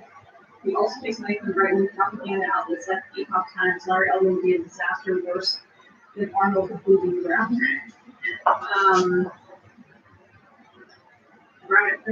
Really cool. Larry Elder is backed by huge right-wing money. Bananas, HR data monkey, Field versus Trubisky equals the game. I don't know about that, but that's are the Bears. Also, we have, I need to see. Is Trubisky still on there? No, he's not back at the touchdown. Right, the ball in the field. Yeah, but I guess maybe the Bills play the Bears in the preseason today. I don't even know. That might be it. I wish I could ask. Wolf B says, Dan, silly question, what's the purple one of your left shoulder? What's the contribution to the bar? Yeah, I mean, I have to check that out because Dan, I love him. So there's that.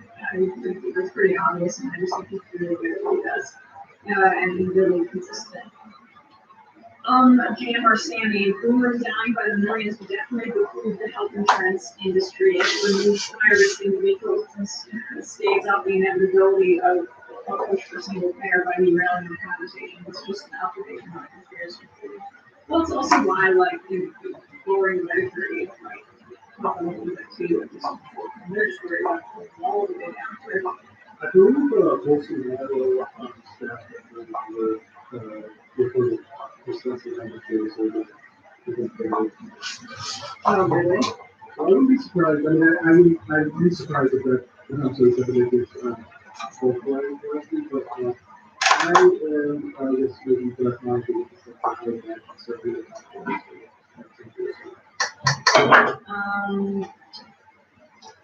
Sam Seterson just voted down the recall. I found a conservative friend who already has it out on the legitimate election because of mail-in voting. There really any way to counter this narrative will be doomed to hear it every election that apparently is obstruction.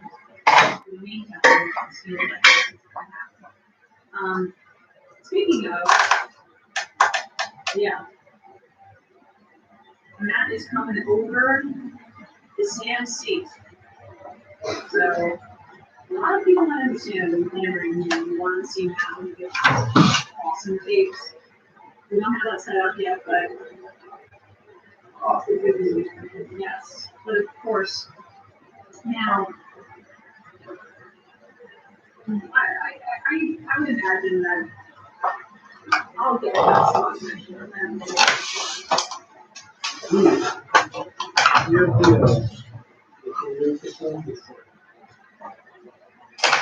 I know, and I think I used to sit there and you can figure out the text I would sit otherwise. I don't know what that's I mean, makes it interesting. I don't know what yeah. Hello, everybody. Hello, Matt. So, we're on that. Why? I should have thought about this. I would have worked with something that was happening in Minnesota. Yep. That's the reason for me to fix our camera. Is everything looking good on this video? There's nobody good. I'll keep. either of the pre-existing station. Yeah, no, it looks good. I think, you haven't sat down when I'm looking at the screen, and I got set. Yeah, it looks good. It looks good. Although it looks like we're looking out to that. Too bad. We'll deal with it later. For the editor, you guys put this in. So Minnesota is in the news because the party chairwoman stepped down. Let's rewind a little bit though, because somebody was on her that she was doing such a great job, and we'll get into the job that she was doing. She had to resign. I think you want to go to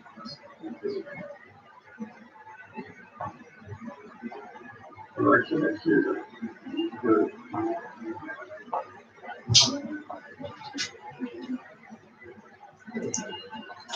Incredible. There she is. It's the woman who does.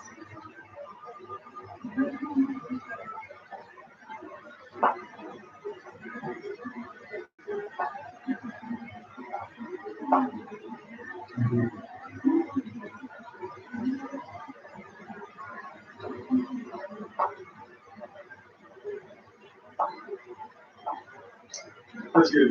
Trump did not win the state by any, even so much. They lost the state, and they don't understand how this is. What is this?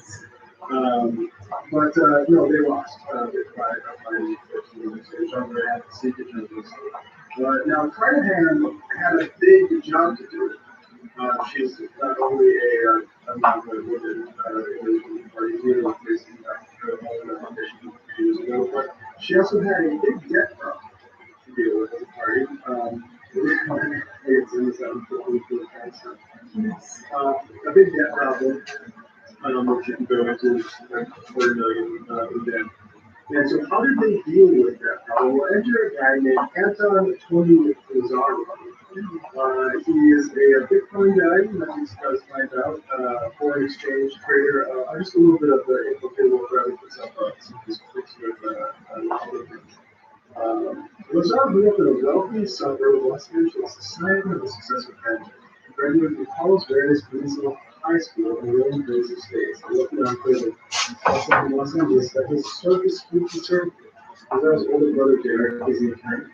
Now, Anton Lazaro has recently been charged with 5 counts of trafficking minors, 1 count of attempting to do so, and 1 count of obstruction of the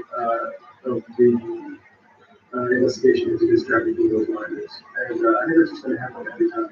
It's leave it like that. But so let's move now to, I just missed my sub sheet, but I want to get to what do I have next on that, Bradley? Was it the podcast? So yeah, so let's hear some local Minnesota reporters, and this is a cross-partisan podcast called Raw About Everything. So we have a couple of Republicans characterizing Lazaro. This was the first. Think about how the local Republicans find Lazaro here and how we'll get to the national. So here's Raw About Everything. Allegations, like nobody did not, like it was serious allegations. Right. It's I skip one part, which is Lazaro has developed a relationship with this Carnahan here as a money man, as a donor. And so your party of people that we're talking about that being an opportunity for certain maybe less schoolers people to get advantage. And I mean, for instance, we don't know who paid off Justice Kavanaugh's debts. Oh, from all of those baseball cards. Exactly. So, In that game. so we'll see what what kind of troubles that can get party into, which is that, of course, you have this guy throwing money around, this Bitcoin entrepreneur from a wealthy California family. He stayed at the Hotel Ivy. He had his place of residence in this luxury hotel raided by the FBI last December.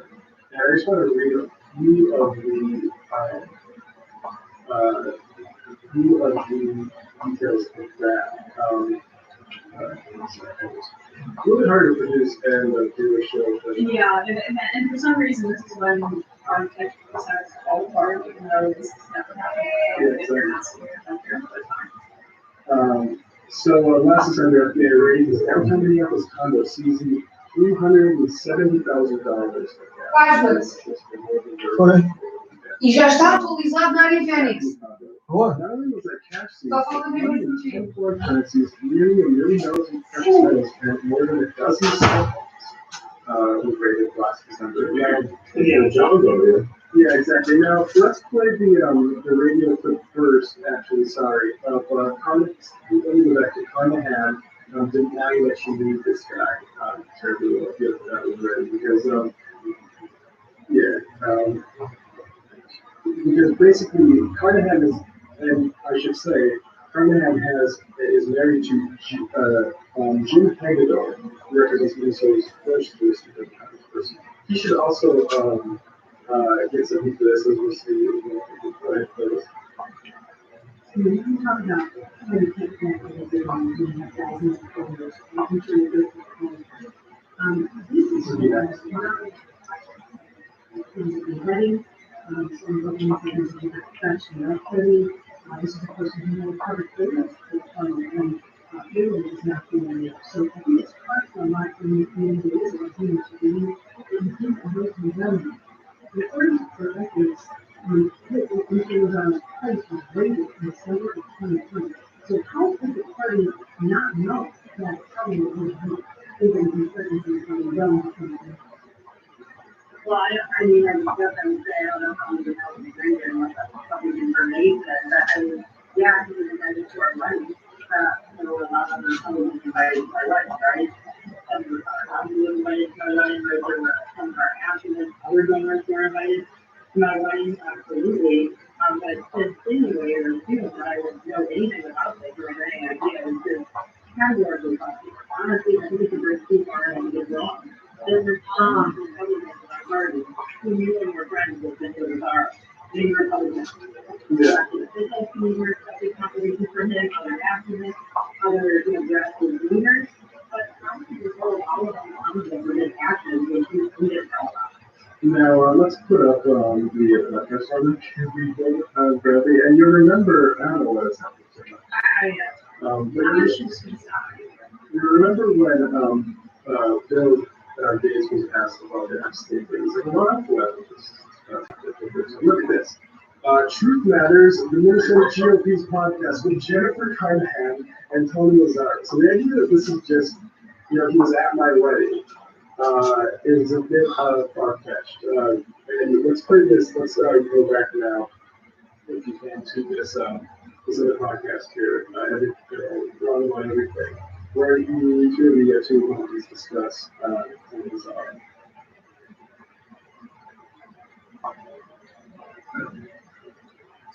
You post and feel like one or two national publications reference look into the allegations, but local media did not. It was science.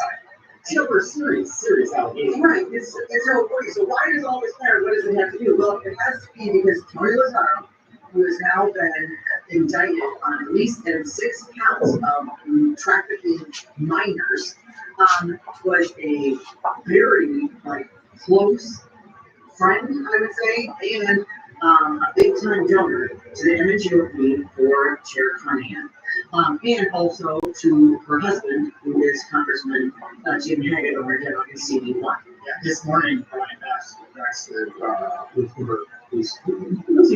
He's with him here. Yeah, everyone's in there. Yeah. He tweeted, multiple people who have worked closely with the Minnesota GOP have contacted me to stress how close António Lazaro is with current Chair Carnahan and Representative Hagedorn. They travel together, attend social events, and using 50 or so guests at their wedding. He is not in any of my So it's American. Yeah. Yes, so I also attended the wedding of Congressman Carnahan. This was 2018, and yes, and he was there. But I have met Tony Lazaro, I think 4 times. 3 of the times were with Chair Carnahan. So I'll say that. And how do you come up to it? Yeah, I mean, like exactly as you would think. Like, you look at his Instagram and you can see how it is, right? Like he was like slickster, something like it just always felt like God, and I could never understand exactly what his job was. He talked about how he like was dealt in gold, and like, well, what does that mean? Like, how do you make money as a gold dealer? I don't understand. Actually sat at the table with him at the wedding, and I couldn't tell you what he did. He had his girlfriend there. She seemed kind of lost, and frankly, she at the time started like she said she was 20 years old. I was like, you know, it just always felt like, what the hell is going on? It did. So, when he was the donor, so this is the type of people that we rub shoulders with.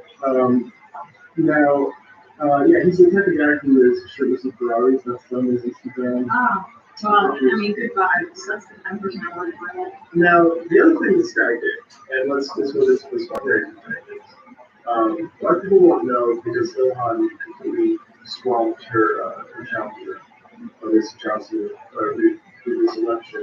That was the number one fundraising election in Minnesota. Even though Johnson didn't have a chance. Challenger's name was Lacey Johnson. We talked about Al West, and Larry Elder, particularly recently. This is another, Lacey Johnson is another black Republican, starting with FBC. Right. And his campaign manager, Tony Lazzaro. So, and Tony, so that brings us to and so we've heard kind of the damage control by local Republicans. Everyone is kind of washing their hands.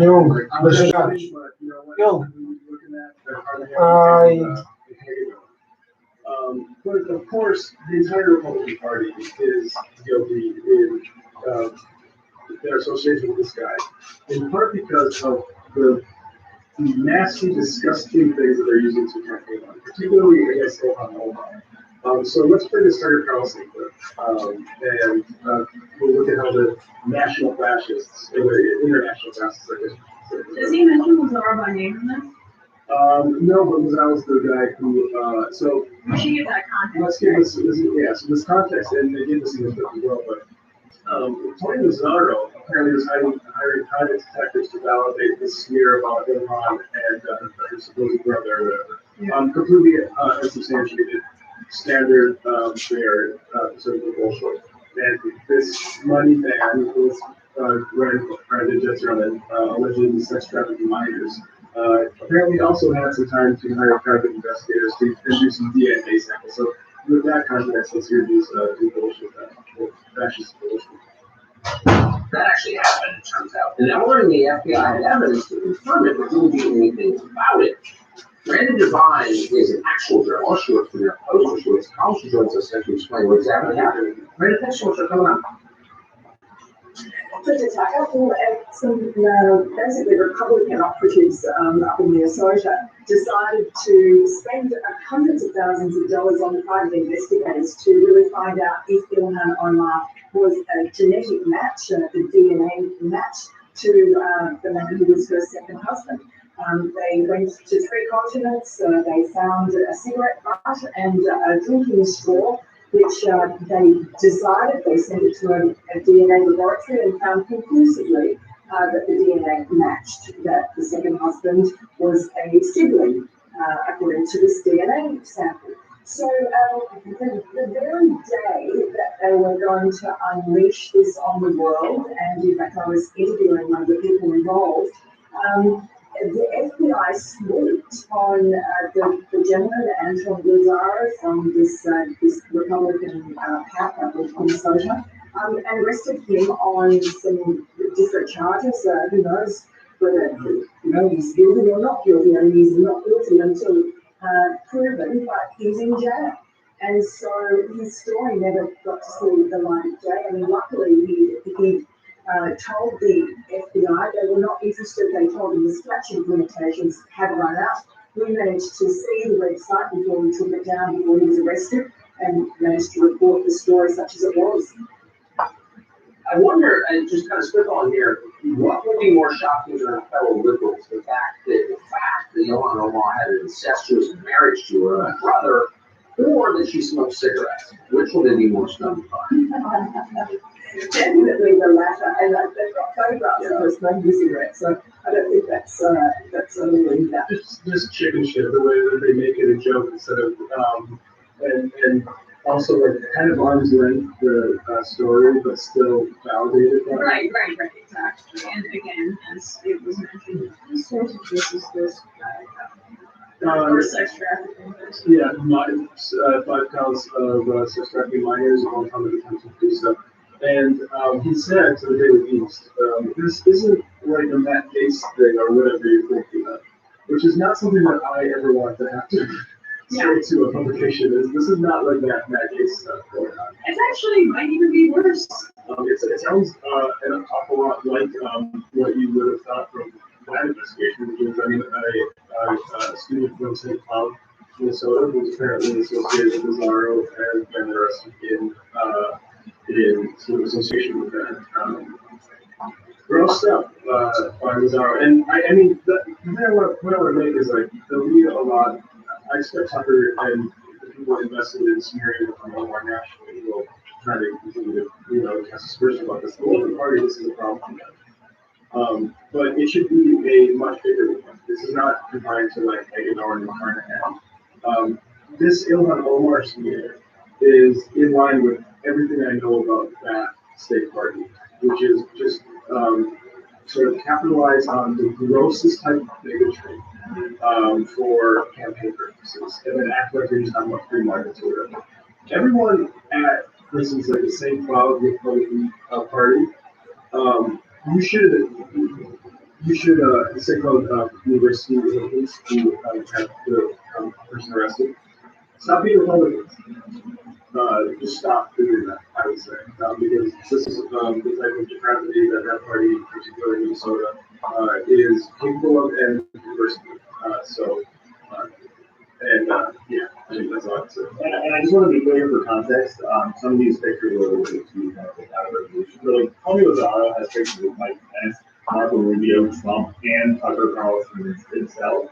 And the woman who was speaking about being at the wedding was former Minnesota Senate Majority Leader and in code with a conservative strategist and black family. So like these, this is not just like you said, not confined to trying to everyone just because like they know and are friends. Like, yeah, this guy was completely ensconced in Trump's without all of the state parties or the national parties. So. Yeah, exactly. No matter what happens with, and I'm not sure that hanging about this stuff down as far as I know. But even if this party's still going to do these base fire attacks on and they're still going to run on the sort of CRT panic. They're still going to be motivated at that mass assembly. These are the evil people, and I think I'm glad that one of them has been found out as such, but let's not stop there. That said, we were to revoke this chair and let Emma. I like you that chair, man. And I don't mind. No. I mean, I'm having these technical difficulties, so we'll just relinquish the chair. We may actually end a little bit early. I'm sorry, I'm getting some messages. Just hold on one second. I'll read a few items and then I'm sorry, guys. We're having a bunch of technical difficulties.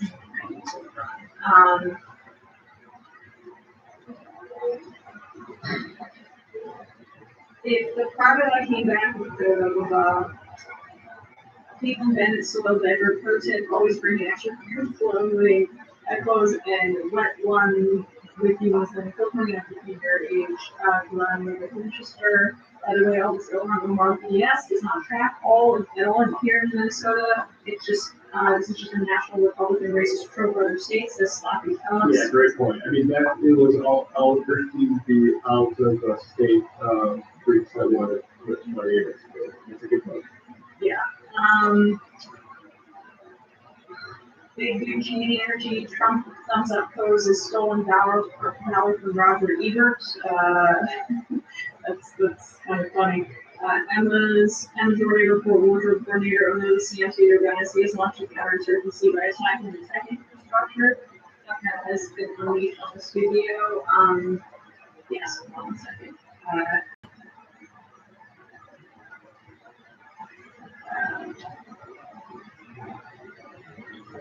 Okay, the Crystal Paco Tinder, not Twitter. I don't know what that means.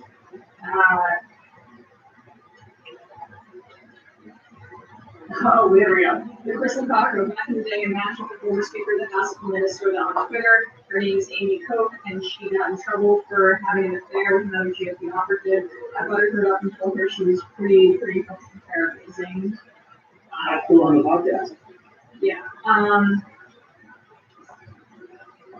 Yes.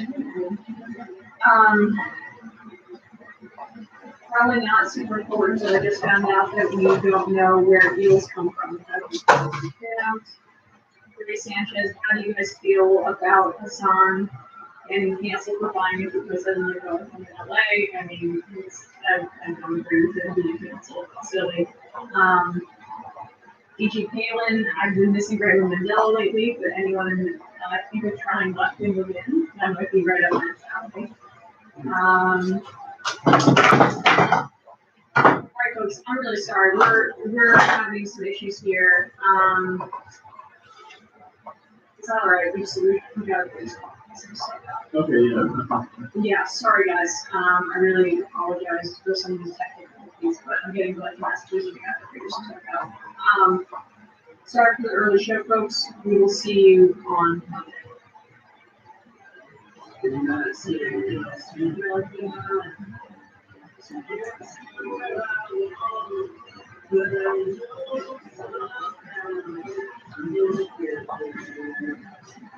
Allah has created this.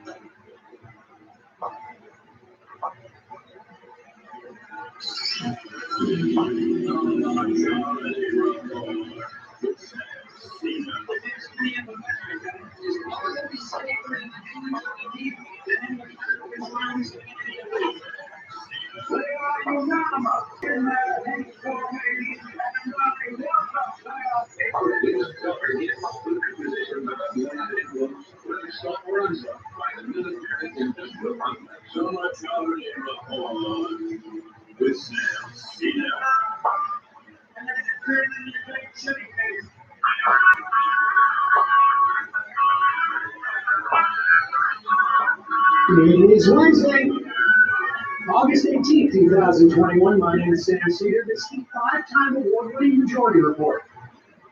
We are broadcasting live steps from the industrially ravaged Kiwanis Canal in the heartland of America, downtown Brooklyn, USA. On the program today, Pulitzer Prize-winning journalist proprietor of the Forever War Substack, Spencer Ackerman, on his new book, Reign of Terror, how the 9/11 era destabilized America and produced Trump. Also on the program today, Taliban claimed there will be no reprisals. U.S. military takes over half of the Kabul airport. Meanwhile, congressional Democrats fall over themselves to investigate the Afghan withdrawal. The UK announces it will take 20,000 Afghan refugees over the course of 5 years.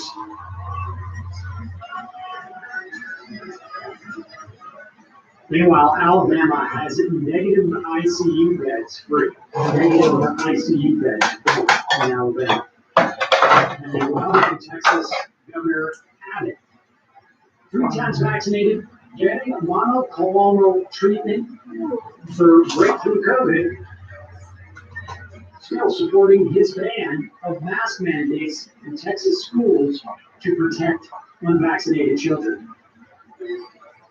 Haiti earthquake toll tops 2,000 people now.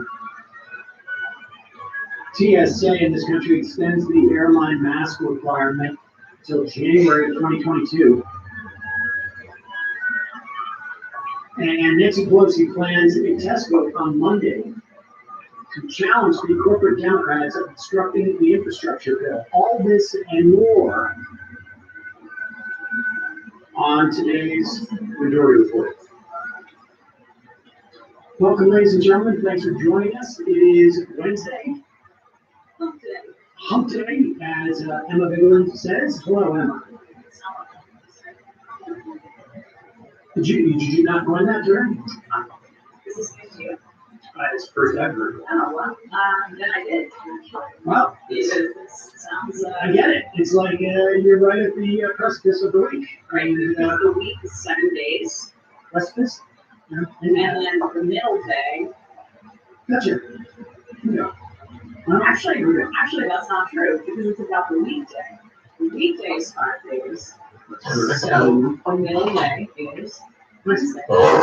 So, ladies and gentlemen, thanks for joining us. Very excited to have Spencer Ackerman on the program today. This piece, in and of itself, video is indicative of a dynamic in this country, but it's particularly relevant, I think, to Spencer Ackerman's thesis today, which is that we'll get into this more when we talk about the book, but in many respects, the era following 9/11, in terms of both mechanically, but also in terms of our politics, kind of greased the rails to revive a big part of what propelled Donald Trump to his presidency: racism, anti-immigrant fervor. And here's Charlie Kirk. He's got it sort of, having to transition from being a very old college student who was chairing TPUSA, and he's seen the writing on the wall. Maybe some of his funding is having problems because his billionaire or millionaire benefactor passed away a year or two ago, so he's doing a show now, and Rush Limbaugh cleared the field a little bit in departing the scene, as it were. And here's Charlie Kirk having imagine, I don't know if Charlie Kirk believes that Joe Biden intentionally forced this scene that's taking place at Kabul. I don't know if he's ignoring the 20 years of history of Afghanistan. I don't know if he thinks it's in the level of dementedness, I should say, exhibited by Charlie Kirk here is pretty impressive. And it is all in service of a racist, anti-immigrant, and, probably a little misogyny thrown in there as well. Here is Charlie Kirk responding to the fall of Afghanistan with, of course, the normal reaction. Biden's Department of Defense will accept 30,000 Afghan refugees in a military installation following the collapse of Kabul. Political transformation. Let the country crumble. Do you know there's 5 million displaced people in Afghanistan now? This was all intentional. Joe Biden let it fall apart to now say, oh, I'm so sorry. I guarantee you Joe Biden's speech is happening to talk about refugee assistance and relocation support. Now, Joe Biden's going to be scrambling to make good on it, and the liberal people will love it to see progress. Now, Joe Biden is now fixing his own problem. Joe Biden's stepping up, and he's allowing a flow of people from the Middle East into America, thank you, Joe Biden. So respectful, so compassionate. What's going on here is Joe Biden wants a couple 100,000 more Elon Omars to come into America to change the body politic. In checkers are playing. Oh, word so. Well, let's just do a little bit of math. First off, let's just take it at face value for a moment. 30,000 refugees, and I would argue this is way too low, but again, let's continue this big value. It's not much to transform the country. It's just the beginning. I mean, if you were maybe to bring 30,000 refugees to one small town, you would see a political transformation in that. Yeah, but he's not talking about Afghanistan, right? He's talking about Somalia. Well, it's not, now you're getting ahead of it now. He is arguing that Joe Biden specifically allowed the Taliban to take over the country to create a refugee crisis because Joe Biden thinks it's in his political, it is helpful for him politically to bring in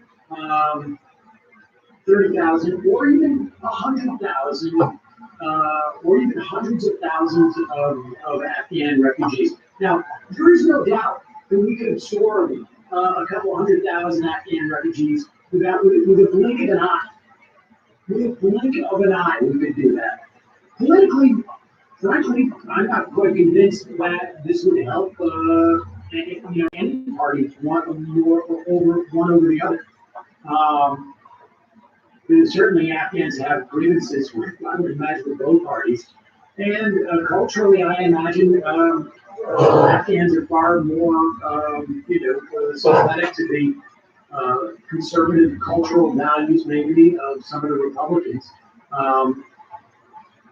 Particularly more religious than Mike Pence, the vice president. He won't even have dinner with women,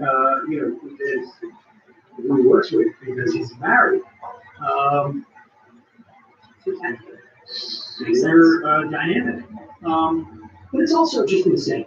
And it's also incredibly hard. And the idea that we could have hundreds of thousands of refugees who come to this country and become Congress people, that would be fantastic. First off, we would need to expand Congress, which I'm also opposed. I don't know if I would do it into the hundreds of thousands, but that would be great. Well, he's indicating that they'll be able to vote, which we don't know. But those things will have kids, and they'll be brown, they'll be in your communities. You don't really want that, right? You mentioned it's racist. You mentioned it's anti-immigrant. I mean, the biggest through line is like part of the racism is the Islamophobia. You want to continue. It's Islamophobia, and though it's also the same sort of white nationalism that we hear Tucker Carlson talk about, right? Immigrants equals political transformation. Yes. This goes back to Pat Buchanan. It goes back to John Birchers. It goes back to anti-Chinese. This is a tried and true history that a sort of principle of the United States. But they connect to a terrorist attack in this country, which increases the ferocity of it and universe surveillance in terms of how it's being treated in this country and a lot in America. There's nothing like what we've seen how we're treating us. And And that is a great segue into Spencer Ackerman's book, which we will get to just after this break. We'll be right back after this. Got a couple of sponsors on the program today. And his favorite? It's my fault saying that. Yeah. Rump day. Hey, exactly. It's Rump Day, folks. Summer's here. Living ain't easy in this one. Everybody knows that. Many people are saying. How are you going to stay on top of your sweaty bottom? Well, I'll tell you. It's a refreshing spray from the Hello Tushy Bidet. Yes, you can keep yourself fresh and clean all summer long with the brand new Hello Tushy 3.0 modern bidet attachment. Don't kid yourself. We're going into fall. It is stylish. It is eco-friendly. It is super easy to install and dramatically less expensive than you think it is. And in addition, you on an ongoing basis saves you money. Hello Tushy 3.0 doesn't just clean your butt with a precise stream of fresh water. It cleans itself. It's smart spray automatic nozzle. It attaches to your existing toilet. You don't need any electricity at all. You don't need any extra plumbing. It cuts your toilet paper use by 80%. Pays for itself in a few months. I can't believe how much toilet paper is. Yeah. I love It's ridiculous. It's ridiculous. The Charmin, I thought about this the other day. I'm going to get a 6-pack of Charmin and it's that much money. I can't remember this. It's like $100 or something like that. Something like that. You get like the 4-time roll because you can't get the smaller one. Anyways, the point is, Hello Tushy is the way to go. If you're ever being bidet curious like I was, this is a great way to fundamentally change something that we're all doing. 60 days free guarantee, 12-month warranty. You've already got a Hello Tushy. Treat yourself to the new 3.0 model. You will join millions of happy Hello Tushy customers. To defeat Swamp Pass, go to hellotushy.com/majority to get 10% off plus free shipping. This is a special offer for our listeners at hellotushy.com/majority to 10% off. hellotushy.com/majority. Also, here is a common scenario. You need to see a doctor. Tu mesmo vi que no outro dia, qual é o movimento artístico que o teu estilo está associado? É dentro da arte contemporânea, não é? Sim, mas não encaixo muito na pop-up, nem do novo realismo, nem o realismo. Mais alguma coisa?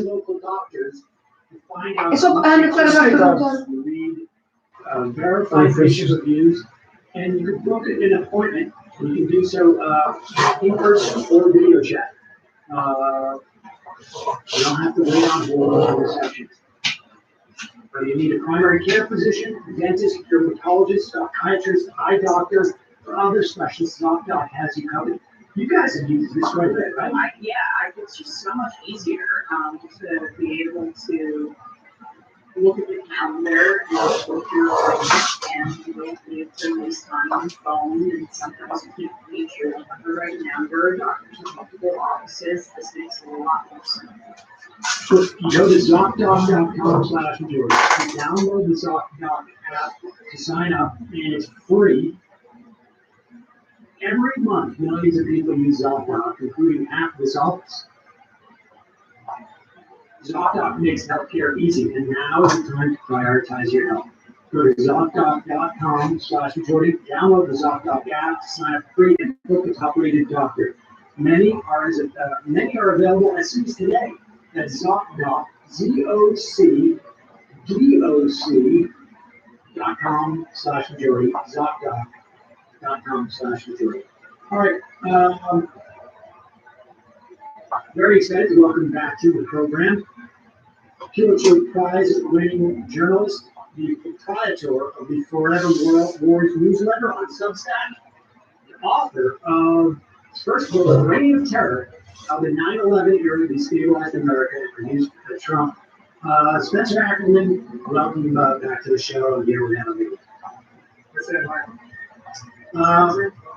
So, Spencer, we played a clip of Charlie Kirk at the top of the show, talking about how Joe Biden had purposely wanted the Taliban to overrun Kabul, to create this sympathy for these internal and external, or would-be external refugees, so that he could bring in thousands of immigrants and fundamentally have a political change in this country, change the nature of our country. And it occurred to me that this is very much the thesis of your book, this combination of the war on terror that has been perpetrated for 20 years, and it's sort of like melding into this message of anti-immigrant and racism that Charlie Kirk and Donald Trump have sort of risen above. That's right. This has been there from the start of the war. These are the politics of the war on terror. The way I wrote about this week from the Substack is that this was the return, right replacement hearing version 1.0. What I mean by what we saw by degree used against American Muslims after 9/11, and then very aggressively yielding way to Trump, is a constrained space for American Muslims to enjoy the benefits of citizenship. This was what was behind something that I think a lot of observers, certainly liberal observers, but some on the left as well, kind of dismissed.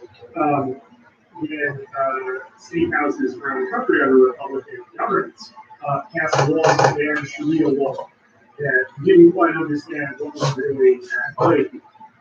If you were not Muslim, you had the luxury of being able not to understand what was happening here. This is the same impulse that transformed a cultural center comparable to the 92nd Street Y on the other side of New York, from a symbol of cosmopolitanism and a contribution to the intellectual life of New York City into the ground zero months in 2010.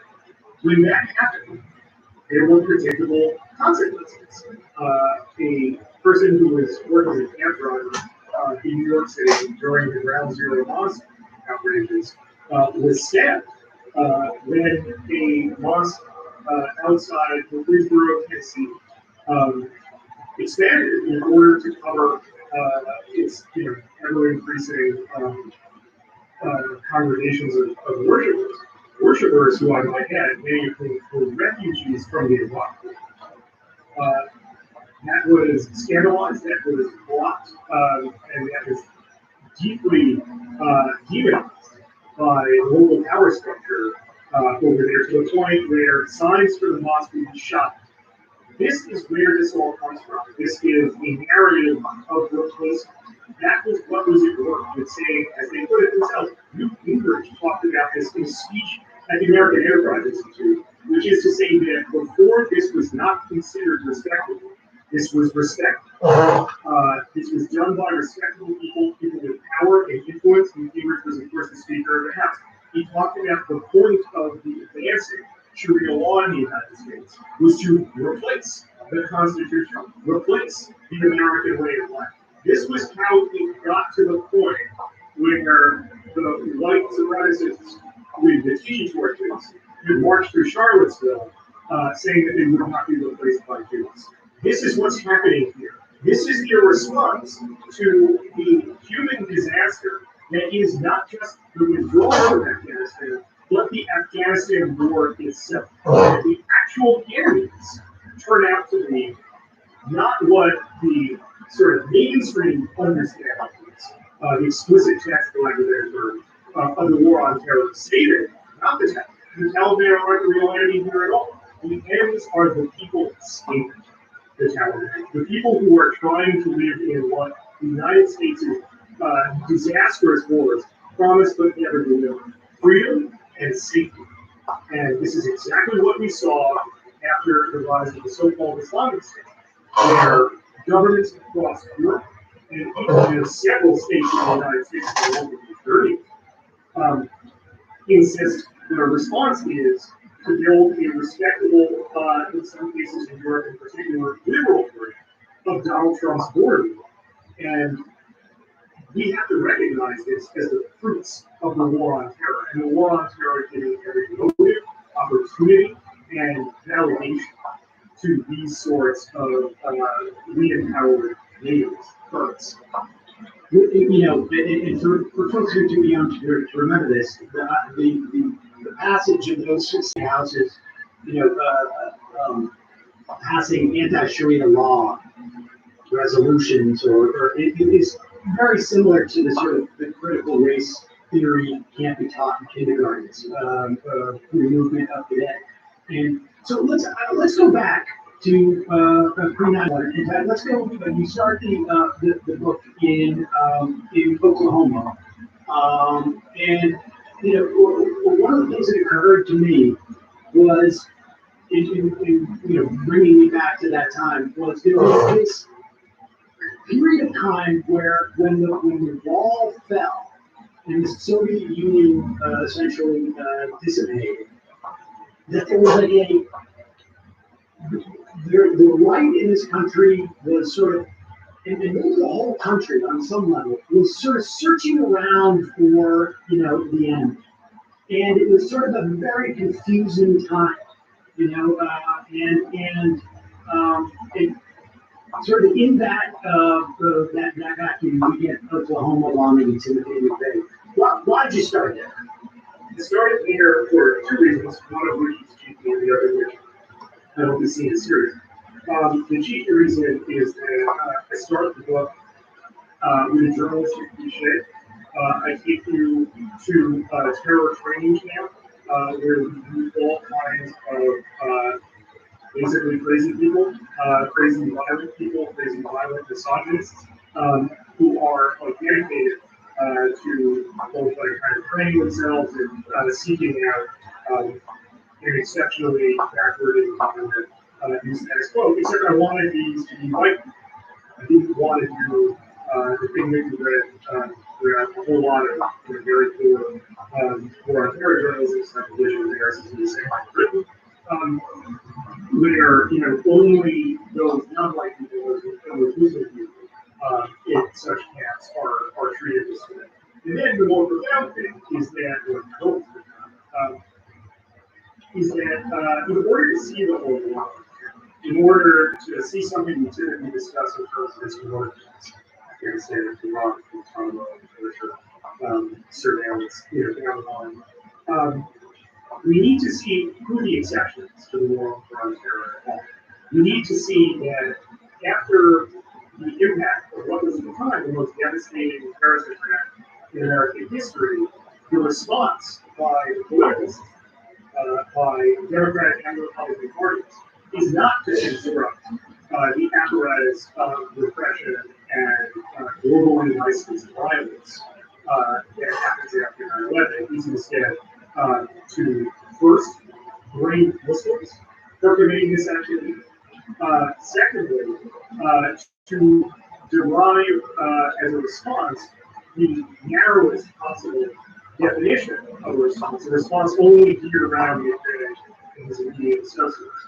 And it listens during this period to what I think are valuable and valid, enduring valid, universally valid objections that say to do otherwise, to say that people with superficial associations, to people who commit acts of violence, ought not to come under an atmosphere of suspicion that they can probably never escape, and that redressing problems you have politically with such people who don't commit the act of violence, the machinery of state repression, the extremely punitive, coercive, and intimidating powers of law enforcement and prosecutors, that wouldn't be right. That wouldn't be a real substitute to confronting those propositions politically. America sympathizes with that when terrorism is. When terrorism is not, it is a much different story. All right, so the idea is that following, and there's two sort of like main thrusts to the so-called war on terror. One is or the post 9/11 era, let's say. It is the mechanical, sort of material response to that, that involves the literal surveillance and then, the wars and the drones and more, and then there's the political. And so let's try and sort of, we have younger viewers who don't remember that era following 9/11, where, James Comey was a key player in this Robert Ashcroft, where they would spy on Muslims because they were Muslim.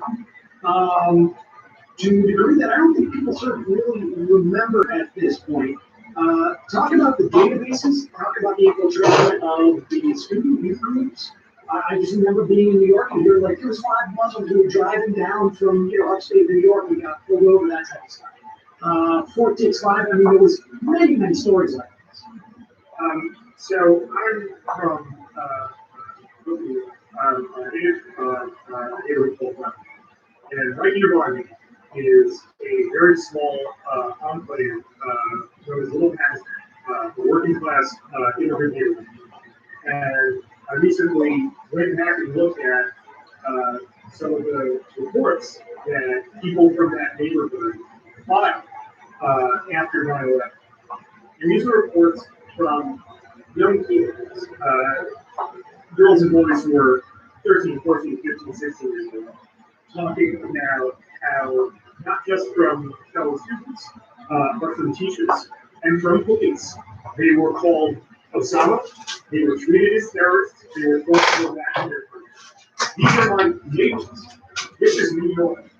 And that was the tenor of the response, that a generation of Muslim children, and not even just Muslims, it's often forgotten, but once an apparatus of suspicion arose that treated immigration not as a tool to make more Americans, but as the vector of the national security threat. All immigrants who are stuck dealing with the immigration authorities in the United States get treated like that. There's an excellent book by Charlie Lynn called We Are All Suspects. It traces this in non-Muslim immigrant communities.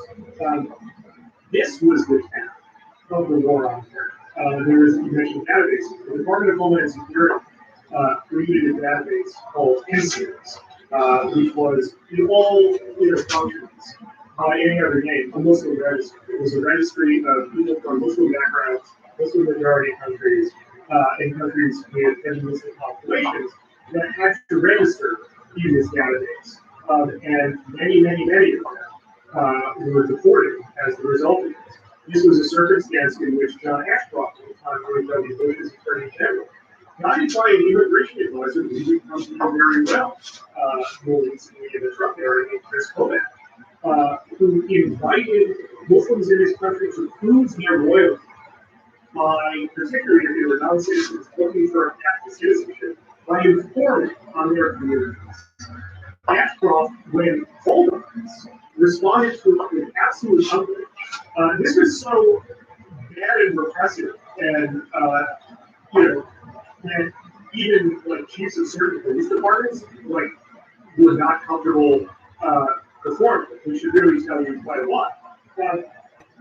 Ashcroft goes to testify before the Senate in December of 2001 and says, in words I'll just never forget, that the people who were complaining about this, the people who were saying this was wrong, were the people who the United States had to worry about. They were people who were dividing America by criticizing the lawless actions and the repressive, racist actions of their government. And he goes, those who continue to scare Americans with, these were his words, phantoms of lost liberty, were those people whose actions, he says, only aid terrorists. That was the political culture of the 9/11 era. That culture may have receded somewhat. I would argue, in fact, that all it has done is normalized.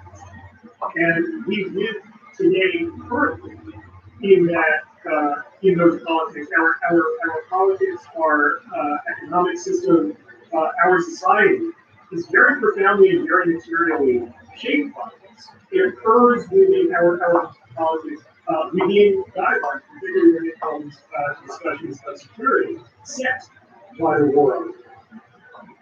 And we should say, like, at this point, it becomes, I think, clear for folks how the war on terror is a way of saying we're going to normalize and legitimize a racism or anti-Muslim perspective, which then begins to sort of revive both the anti-immigrant sentiment. And as we move through the Bush years, we normalize torture to a large extent, or at least, You're right. Right, and well, I mean, we all remember this, and I just, it just occurred to me today that, when we're hearing the Democrats crawl over each other to talk about the failure of the withdrawal. Like, I'm like, well, how about you go back to the Senate torture report? Let's see if we can get that out too now that we control the Senate. But with that said, we go through the Bush years, and if this mutates, or really doesn't have to mutate very far, into, via Barack Obama, into sort of like, it sort of becomes the bridge for Barack Obama and this sort of anti-Muslim fervor, anti-immigrant fervor becomes the bridge into where we are now, both from a material and from a political perspective. Let's talk a little bit about the material. And this, certainly back in the day, I think like, Charlie Savage covered a lot of this dynamic where Barack Obama comes in, gets this lawless regime of the Bush administration, both from a sort of a drone perspective, from a torture perspective, and he basically codifies it and makes it legal as opposed to getting rid of it. Talk about that dynamic. Are you guys learning people? Well, I think I am more than 10. It's been a while for me. I'm going to get back into it with my kids. When the alliance of Elton succeeds in miraculously defeating Scout, their final task is to throw the One Ring into the fires of Neptune. And when this happens, takes the ring and goes out onto kind of like this rocky platform, and the fires below are burning. And this is the moment of the victory. And Elrond, King of the Elves, is screaming at him, "Throw it into the fire! Throw it into the fire!" And then Isildur looks at the ring and thinks, this ring is nothing but a tool. What if he had wise position? What amazing things would I be able to accomplish? And he decides, instead of destroying the ring, he is wise enough and strong enough to wield the ring. And so the ring survives and ultimately corrupts those who wield it and will return Sauron to life and happiness. And that's the story I tell Barack Obama anymore. The way I start the chapter on Obama is through a perspective I think we in the United States do not often hear, we in journalism do not often pursue. And that's with a young man named Raheem Qureshi. Raheem Qureshi was 13 years old, living in tribal Pakistan, a village called Surat, where he was one Friday attending a big reception for a cousin who was returning from a business trip to the United Arab Emirates. And all of a sudden, we remembered hearing a sound like a plane taking. And what had happened was, Raheem Qureshi, after emerging from a coma 40 days later, with burns over much of his body, was a survivor of Barack Obama's first roaster. He would be the first, probably thousands of people who had been caught in the fires of the drone strikes. A series of strikes that Obama saw not as a continuity of the war on terror, but an alternative to it, a more humane way of conducting necessary counterterrorism operations, not the excesses of the Bush administration with its agonizing invasions and occupations of other people's countries. But this was the humane and restrained and ultimately equitable sustainable way to conduct the war on terror. And I asked when I interviewed him, I heard his story of what his life was like after, the 2009 strike, and he talked about how, his primary residence of his family, many of his his family, were killed in the strike, and so now he wanted to stay with his primary supporters, and he had to give up on his dreams. He wanted to be intense, and take whatever jobs he could make his forever rooted body perform. And he did this while he was rebuffed by both Pakistani and American authorities for even the recognition of his to this day, he has received only like a kind of a one-sum payment. He received one, but also money. As a way of saying, we're not going to acknowledge what we did to you, but here's some money to you. And I asked him, what do you think of Barack Obama? And he said, Barack Obama, if there is a list of pirates anywhere in the world, Barack Obama's name. And I don't really think you can argue with that man's experience. Yeah, and we should say that the part of that sustainability, and I should also just say, in service of the book that you speak to people who were many were tortured as teenagers at Guantanamo, and folks who were wrapped up in the Patriot Act, for donating money to a charity. I mean, on and on throughout your book, you're addressing sort of both ends of the war on terror. That element of Obama, both that he changed the mechanism and brought it under a legal regime, I think is also what made that sort of. No, I mean that's the thing is that if you take, and I don't, it's always sort of you get retentive to go down this road, but you step back. The most horrific things that have happened in world history have been legal. They have been put under a regime of legality, and that gives them the durability and the sustainability to last. And that is one of the things I think that Obama did that is the most sort of not necessarily horrific, but the most problematic in terms of maintaining the sustainability of this, is creating these legal regimes that allow it to be supposedly within the law, but also still just incredibly horrific. And so that is the mechanical thing that happens, and we see the capitulation and the left, or broadly the Democrats sort of be okay with this, and voters also accepting into this notion that Barack Obama. I mean, I just remember I can't remember which spokesperson it was for Obama, but when he was questioned about the killing not only of Anwar al-Awlaki, who was the supposed preacher who was an American who was preaching the jihad in America, but his 16-year-old son, and then also subsequently that ultimately the daughter as well. But the 16-year-old son was killed, and the response by an Obama official was, "Well, his dad was a bad guy." And they were not killed simultaneously. In other words, to be clear, this was not a collateral damage situation. They took out this guy too. And there was no, it basically, no. It was normalized. Here's the thing. This is why it's important to, on the one hand, recognize that, like, atrocities of regimes, state terror, occurs within the pattern of reality. It's what a society, or at least the overclass of society, normalizes, right? That's the difference.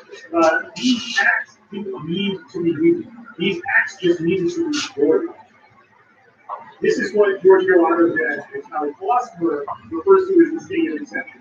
That these are extraordinary acts that license state violence and give it a legitimacy so that it doesn't tell itself that those regimes, those legal regimes have in fact been transformed and been like functionally abrogated and ripped up. That's what we live in today. That is what Donald Trump does with these things. That is how we get to a point where in drug surveillance in 15 cities last summer, that joint terrorism task forces take actions against anti-fascist protesters, and that Black Lives Matter is being told to be dealt with as if they were terrorists from the ultimate symbol, institution of the war on terror, and part of the Homeland Security. And under Barack Obama, what happens is that Obama decides that these operations, in order for them to continue meeting what he considers appropriate boundaries, have to be wrapped within a bureaucratic process, where intelligence officials, military officials, and the lawyers, both within the White House, the Justice Department, and all these different agencies, meter out and throttle who can be executed. And scripted euphemism, that's what it is. You mentioned Charlie's excellent book, Power Wars. I recommend everyone should really read Power Wars. Power Wars traces is how a divide existed very early in the Obama administration between the attorneys who take power within the Obama administration, who had been vociferously against George W. Bush and his version of the war.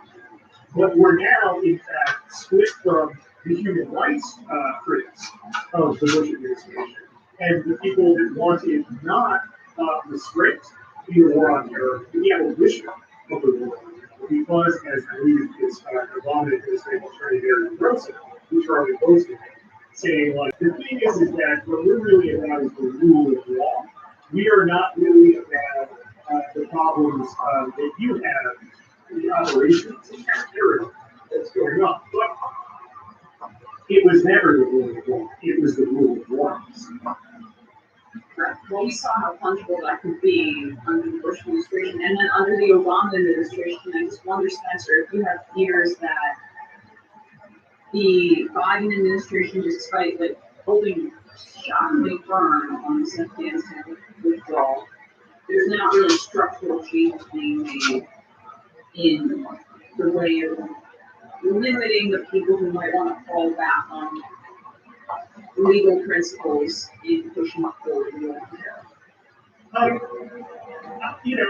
These are in the main the same people from the Obama administration. These are the people who are now even more experienced in this machinery, and they're the decision makers, or they are the decision makers once again, perhaps the next year going up on track.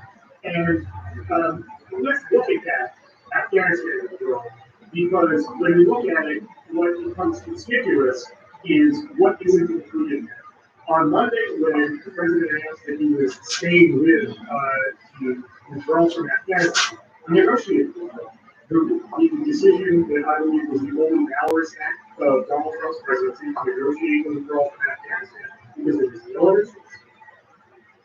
Biden says that he reserves the right, as you have heard generals and the Defense Secretary Lloyd Austin say before, to bomb Afghanistan as the United States sees fit, to surveil Afghanistan as the United States sees fit, and to continue facing what Biden calls the threats of today, which is to say that we can only justify withdrawing from one war on terror battlefield in order to strengthen our position on all of the others. That's not the abolition of the war on terror. That is the maintenance of the war on terror. That is the war on terror being made more conspicuous, being made more normalized, and being more entrenched. And this is the character that we have seen throughout essentially the entirety of 21st century America. It will explode once again if it is allowed to recoalesce. The administration is accepting the congressional efforts that were fueling the 2002 AUM against Iraq. That's a good thing. That's the result of really valiant, consistent organizing amongst activists in and outside Congress and their legislative allies, and we deserve a lot of credit. What we're not seeing yet, and because this has been such an effort, is the administration accepting that the 2001 AUM, the wellspring meeting, of a global, unbounded by time war is on the chopping block of quantity. We are not seeing the repeal of the Patriot Act. We are not seeing the abolition of the Department of Homeland Security. We are not seeing the final end of Guantanamo Bay and the structures necessary to prevent indefinite detention from ever happening. All of these things remain. All of these things are demoralized. All of the lies about the things that we heard, particularly liberals during the Trump administration, talk about as if they were sudden innovations. Oh my God, the government constantly lies about its operations. The same people who were so shocked and horrified about that, who were taking their cues politically from the architects and the stewards of the war on terror and treating them as if they were national heroes, as the recognitions of the war on terror. We are not seeing the end of this thing. We are only seeing its normalization very clearly. There's a couple of thoughts I have here. One is that it may not come about during Biden's term, right? But he is sort of, I guess, tilling the ground, as it were, in places like Somalia or Yemen, where President Tom Cotton or Marjorie Taylor Greene comes in and has the ability to sort of expand this thing once again. It's sort of it's still feeding. And what's also amazing to me about what the Trump years were like in terms of that is that, on one hand, John Brennan, a guy who had real trouble in 2008 getting into the Obama administration because of his relationship to the torture regime. That's right. He had a real problem with the head of the CIA. He had no problem with the Obama, right? Right, fair enough. And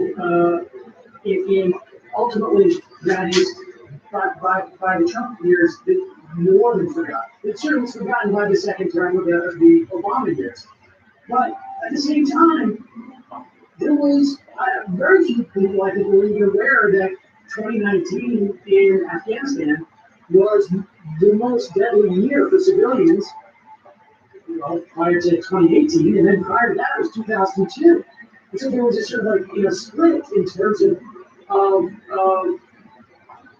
I mean, this is just, it feeds into that piece of the normalization and where we are. And I guess the paradox with Obama, for having normalized that, was on the domestic political side, the war of terror that he's leading in his administration ends up being the toehold for Donald Trump to rise in the Republican Party, which is birtherism, and everything that on one hand the terror, the war on terror has created the sort of the fertile ground for a resurgence of anti-immigrant and anti-black racism. Yes, the war on terror doesn't invent things.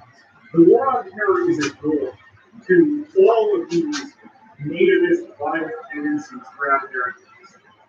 The United States uses these tools quite a lot. It used waterboarding as a tool of native genocide against Native Americans. It used it against Filipino citizens, Filipino civilians during the Spanish American War. Torture techniques like stress positions come from child slavery. Family separation, child separation, that's native genocide as well. The United States is very well steeped in these tools. It reaches for them because they are so familiar. We should not see them as deviations. And when the war on terror entrenches itself, that will also be the culture of the war on terror. This righteous, justified violence committed by an aggrieved and innocent America that has the right to set the terms for the rest of the world. The war on terror is the result from the ideological perspective, which is also downstream of the theory of interests that propel the war on terror, the concept of American exceptions, which at its heart means that America sets the terms for the world, and those terms do not necessarily violate American acts. America is not acting upon. That is the war on terror. That manifests itself throughout the war on terror, not only by conservatives, but by liberals. This is a major theme in my book. We started out in chapter 3, which is called Liberal Complicity in the War on Terror, and developed it all through the present day. As long as this is allowed to persist, this will have the same results. If Biden doesn't break these tools, the next president will reach for them and use them, because that's how things work. So how does this, end? I mean, you know, like if seeing the failure in Afghanistan, right? I mean, an abject failure. By anybody's terms, you know, short of maybe Lockheed Martin's, this was a failure. You know, we didn't rebuild Afghanistan. We didn't. Even if the most sort of vengeful people would have to say, like, this, you know, the past 18, 19 years of this have been an abject failure. Yeah, we didn't rebuild Afghanistan. We rebuilt Christmas City. We rebuilt the plan. We took $6 trillion of public money and redistributed it to the defense industry. And so, how does this end? Is it bit by bit where people say, like, okay, now we'll go for that AUMF in 2001. Now we go and, you know, have a commission to reinvigorate Plaza in some fashion. Is it the breakup of Department of Homeland Security? I mean, does it, when you contemplate how it might end, maybe that's a sincere question, like, does this end? What does it look like? Nothing ends unless people organize and force their political vision. There are many smart people with many programmatic solutions for how this happens. At the end of the month, we have panel members who have fought the war on terror, and as I said, waged the war on terror, fought against the war on terror from the start, using the techniques of the rule of law. They have and will have many important programmatic solutions. All I can really tell you as a reporter is that unless the political structure and the security structure feels the pressure of the public in an area that, you know, the United States is not particularly democratic. One of the areas in which it is least democratic is foreign policy and nationalism. Unless elected political figures are made to feel the outrage of the public and made to feel like their careers end, unless they embrace the wholesome destruction and expansive definition of the war on terror, the repeal without replacement of these authorities, whether it's the 2001 AUMF, whether it's warrantless surveillance, whether it's the Patriot Act, whether it's the Department of Homeland Security, whether it's ICE, whether it's, you know, on and on. It will continue. But what we see from the dedicated activist work of those who have brought the 2002 AUMF to the point of repeal is that it's possible. We are betraying not only whatever future generations we have left, not some of them two children, by subscribing to a fatalist like this, but we will be breaking solidarity with all of the people, not just at home, but around the world, who killed Buckley. We can't simply say this is permanent, this is forever. It doesn't have to be forever, but we have to make it enough. Where do you need inciting events? I mean, are there communities, you know, because it is sort of, you know, genuinely trans ideological on some level, or maybe it is trans, you know, an absence of ideology that allows it to sustain. You know, it was the license that Obama had was very dispiriting.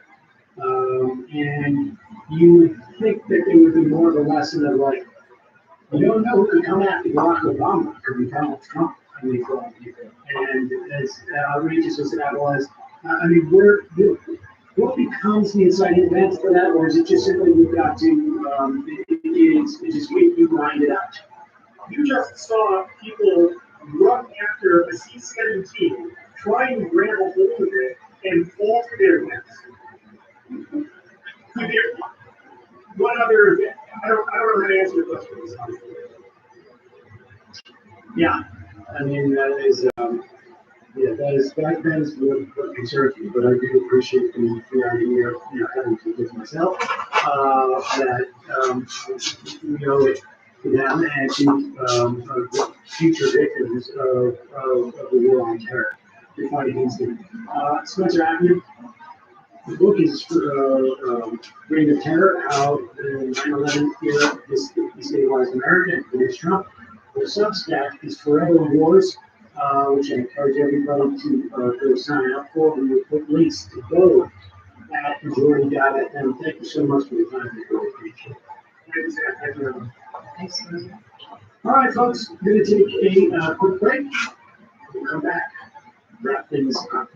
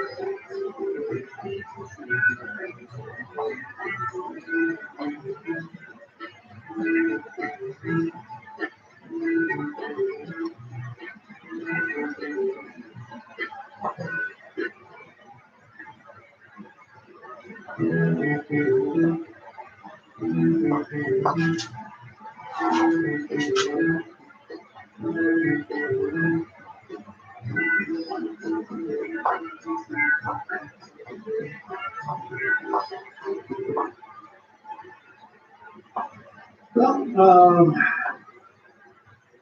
can't encourage people enough to check out that book. I think the theme is really fascinating. The way that the concept of foreign wars impacting us domestically is not necessarily not very good. So okay, it's every bomb that drops it goes up here. But the idea that the war on terror basically greased the skids, if you will, for a reemergence of some very old and persistent themes in this country. On a political level, but on a mechanical level, have normalized things that are just going to keep sort of this machine going. It's disturbing. People should check it out. A house cleaning note for folks on Peacock, and for majority of work watching other places. Today's his last day. Today's my last day. Yeah. Guys, have fun. So long. Bye. Well, you know me, I'll probably be back with my tail between my legs. I have a feeling it'll probably be about a week. Yeah. But about a week, right? Maybe 9 days from now or so. Off your senses, and you won't.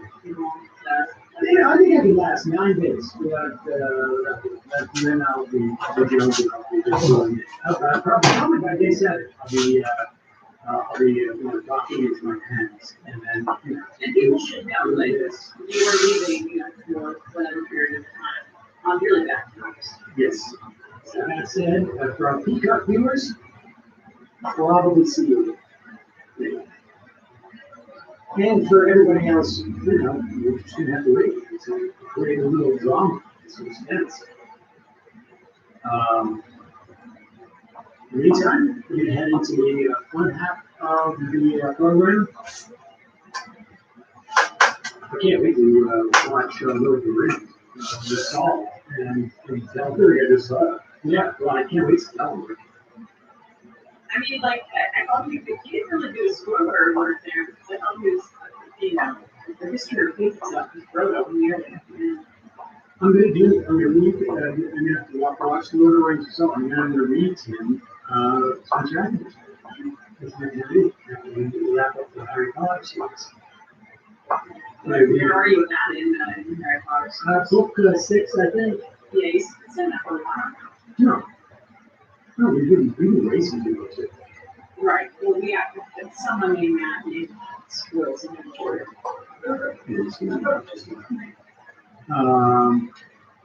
But, yeah, we'll leave the Harry Potter series and then move on to Charles Johnson, the blowback, and then go into Spencer Ackland's book.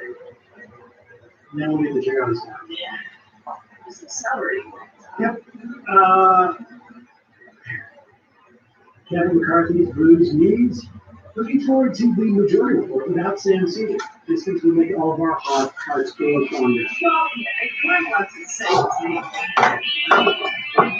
Without that guy. Well, Folks, you can become a member of the newly minted majority report.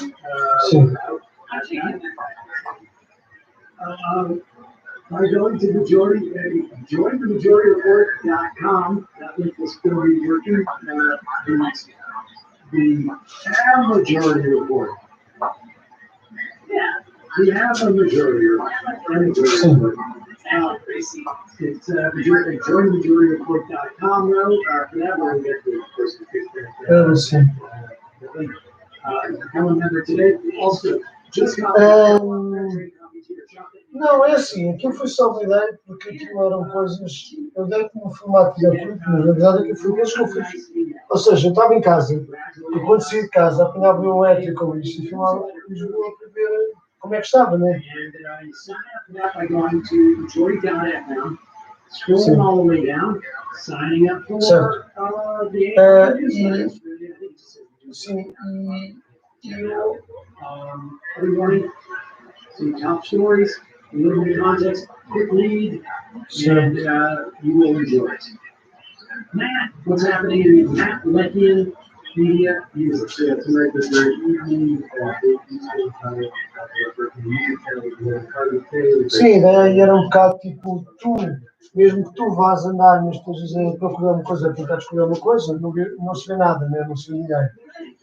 Agora, não é uma coisa que eu tenho pensado para isso, percebes?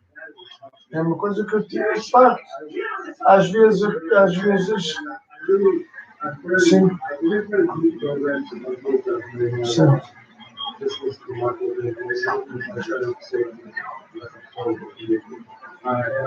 Completamente, porque eu estava a tentar, por exemplo, de altura, eu filmei tipo a estrela e coisas assim. E não estava vazia, estás a ver? Eu nunca vi Lisboa como eu dizia, parecia tipo parecia mais e malta, e malta a ir a mercearias e tal ainda, ou seja, nunca apanhei Lisboa mesmo vazia e parada, portanto, nesses planos ainda foram aqueles que estava mais. A questão aí é, quase que devia ser uma cena a preto e branco e uma cena tipo antiga, estás a ver? Tipo, e articular-se com os desenhos de alguma forma, estás a ver? Tipo, imagina. Sabes aquela sequência do Paradise Lost que o gajo está a treinar dentro de casa, mas está Apocalypse não. Que o gajo começa com ele a treinar, mas com aquela música dos Doors. Mas estás a ver helicópteros e merdas. Às vezes podias brincar com isto, tipo, imagina um gajo a passear com o cão, por exemplo, tu filmavas o teu irmão a passear com o cão e assim, metias a música, uma música qualquer, um bocadinho distorcida ou isso, e as cenas dos voos por cima, tipo, trauma. Mas filmares as caldas, tipo, tinha a sua piada.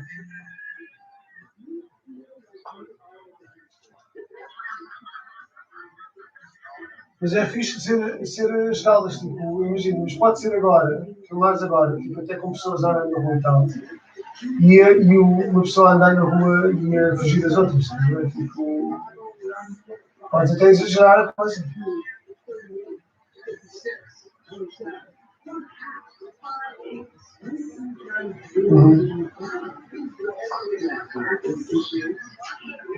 Por exemplo, sim.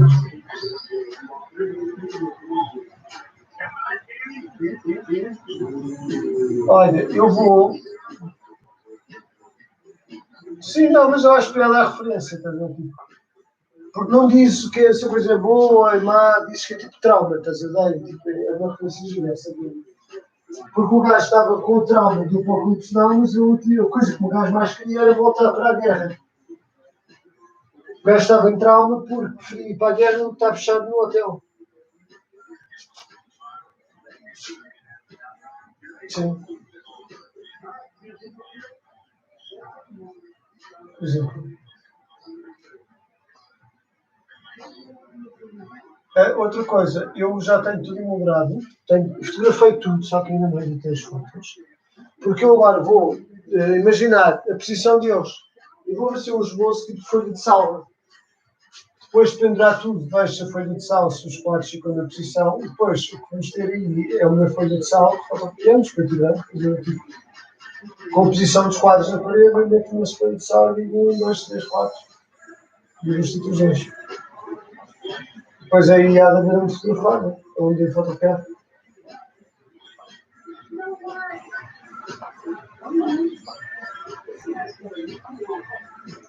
Ok. Eu posso fazer o texto então.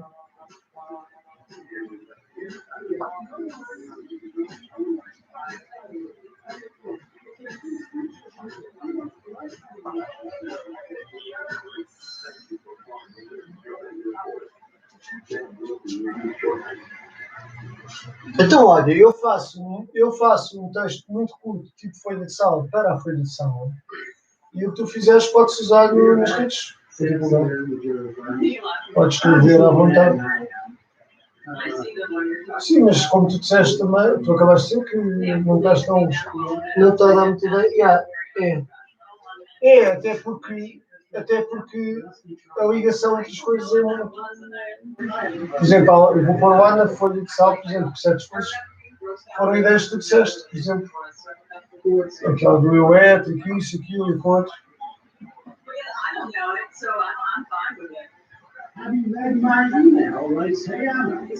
Sim, as coisas que eu via, as coisas que eu pensava e estava no chato. Portanto, por isso é que eu até vou comentar.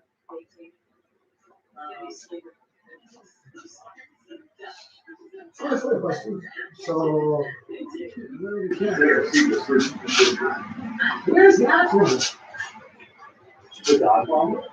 Da confusão, sim.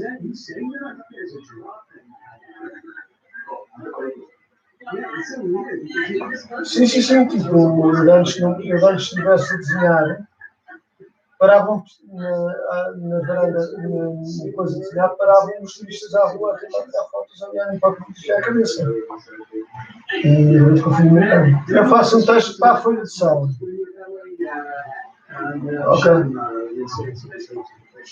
Sim, a gente divide assim. Eu faço a folha de sal toda, faço um texto e faço a exposição dos quadros e tudo mais, mas que não altero isso na terça, depois quarta mudo a folha de sal. E trata dos teasers, deixo para o teu construir os teasers, até porque no fundo a exposição acaba por haver um teu sempre naqueles desenhos. Portanto, assim também há teaser. Stephen Miller on the Laura Ingram show on Fox. Oh yeah, this is it. But it is actually Sim, isso arranja-se uma solução, nem que eu próprio arranjo uma solução e construa uma coisa, faça uma coisa, quer dizer, isso arranja-se uma solução sempre. Montar as soluções é. Sim, mas, por exemplo, não vamos abrir antes de quinta, portanto. Sim, eu.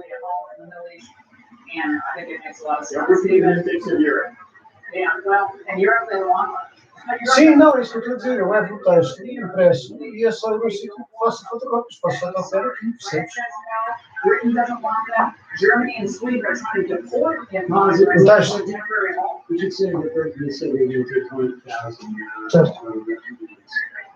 Certo, por isso é que eu também acho bom na terça, porque depois por mim também me dá folhas de sal e depois. Olha, tinha de chamar. Vá, um abraço. Timóteo, oi. Timóteo? Oi, oi, tudo bem?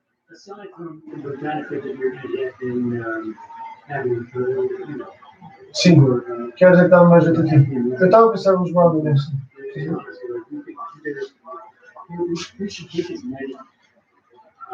Ok, então eu vou ao Castelo de manhã, fazemos coisas e depois combinamos horas para ir lá. Eu ia lá de qualquer maneira acabar os pontos e tal. Então, só não queria vir muito tarde para o pé, mas à tarde é Pacífico, certo? Germany and Sweden are trying to go forward in my rest. They put a temporary. Dia 11 tem. They do not want. Ou melhor, 10 e 11. Sexta-feira vou casar no civil e 11 é mesmo casamento. Pá, é difícil dizer, mas é 9, 10 e 11 não vou marcar nada para esses dias. Antes disso, é difícil ver. Mas 9, esquece, 9 já não é. Porque vai muitos pormenores de hora. A seguir isto, vou montar a exposição da Galeria António Prates, que vai inaugurar dia 16, portanto, sei lá, podia tirar dia 13, 14, eu posso estar. Não, já temos uma prenda, temos já o hotel guardado, que é tipo uma mini avião. Certo. Opa, sei que já percebi que não dá jeito, mas é. Estas coisas é mesmo tudo na casa. Sim, é uma vez na vida. Não é quantidade de poucas anos. Tá. Mas já te vejo amanhã então. Um abraço. To repair when we occupied and invaded the country for 20 years with no discernible purpose. Yeah, that's kind of a role that the government causes harm. It has to be repaired in some way. It won't ever be sufficient. Well, like, yeah, those codes are dependent on those get framed in the contract, but they're not 90, they're 90. And frankly, the reality is, short of a segment on Lord England's show, he wouldn't implicate Americans whatsoever. Anybody notice it? Like, they want it to, these kinds of folks want it to be noticed or at least artificially inflated because it serves their interests. For content for them. Exactly. And it's like, it's how Stephen Miller can get his next job. I mean, he's just a part of this racism industrial complex almost. And fits neatly with the military industrial complex. All right, this next clip is interesting for two reasons. I'm not going to do a spoiler alert. I'm not going to tell you. The first reason is it's interesting because Hannity is in many ways sort of disagreeing with folks like Rory. Like we should, he is, aware in the course of attempting to, of course, watch Biden and neglect the 20 years of history that Bush, Obama, Trump also are responsible for in Afghanistan. He says that we should allow people who helped us in Afghanistan, thousands on thousands, tens of thousands.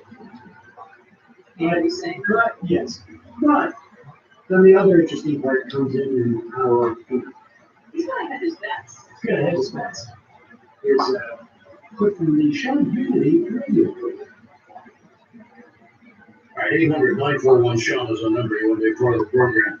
Listen, there is a stampede, not only out of Afghanistan, but a stampede away from high prices, overpriced service from the big carriers like Verizon, AT&T, T-Mobile. The average family making the switch to Pure Talk.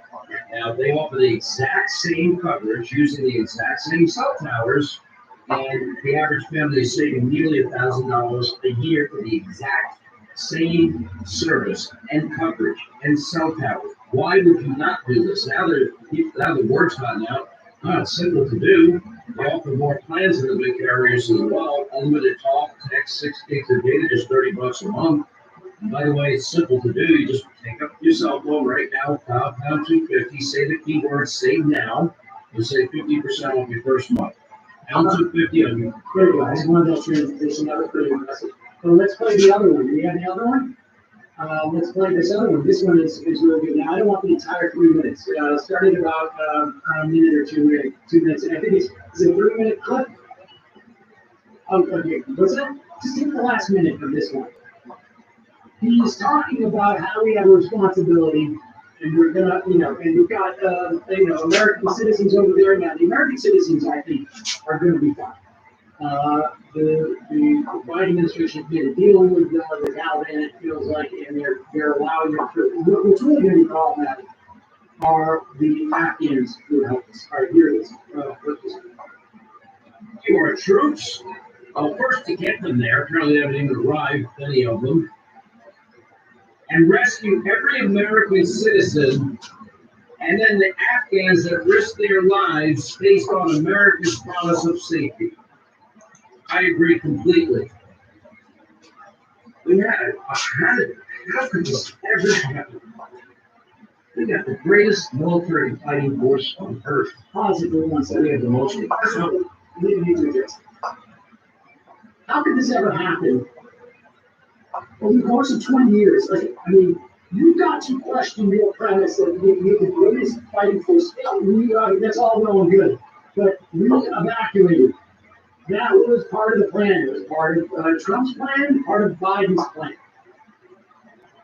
That's the best thing I can say about either one of those guys at this point. They took our military out.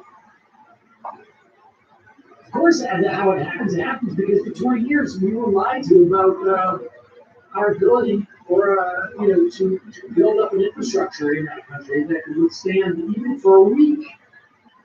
The Taliban, and frankly, the desires of people maybe living in the rural areas, which is like, we don't want a warring. And so we will succumb to an authority, even if we don't love that authority, just to make sure that we don't have a warring. Is we're dying and we're miserated by it. That's how it happens. But that's not why we're playing this clip. Because Kennedy really, he's got work to do. The point is he's making, whatever, this is frankly is all wrong, but he's not going down that anger or total road of being saying screw the Afghan deal and no one does it, right? You got to hedge. He's got to hedge, but then he's also gets money.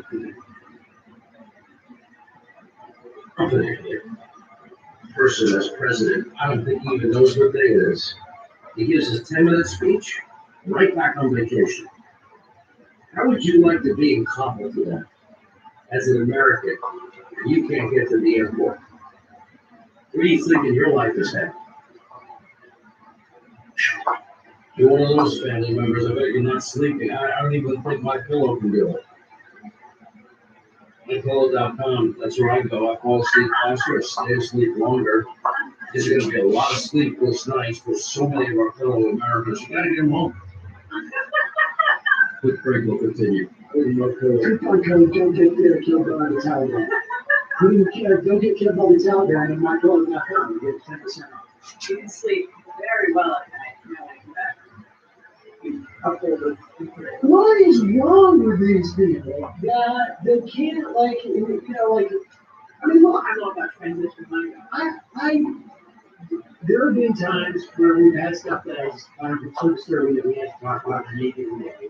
But I say no ads whatsoever. And we do a sort of a.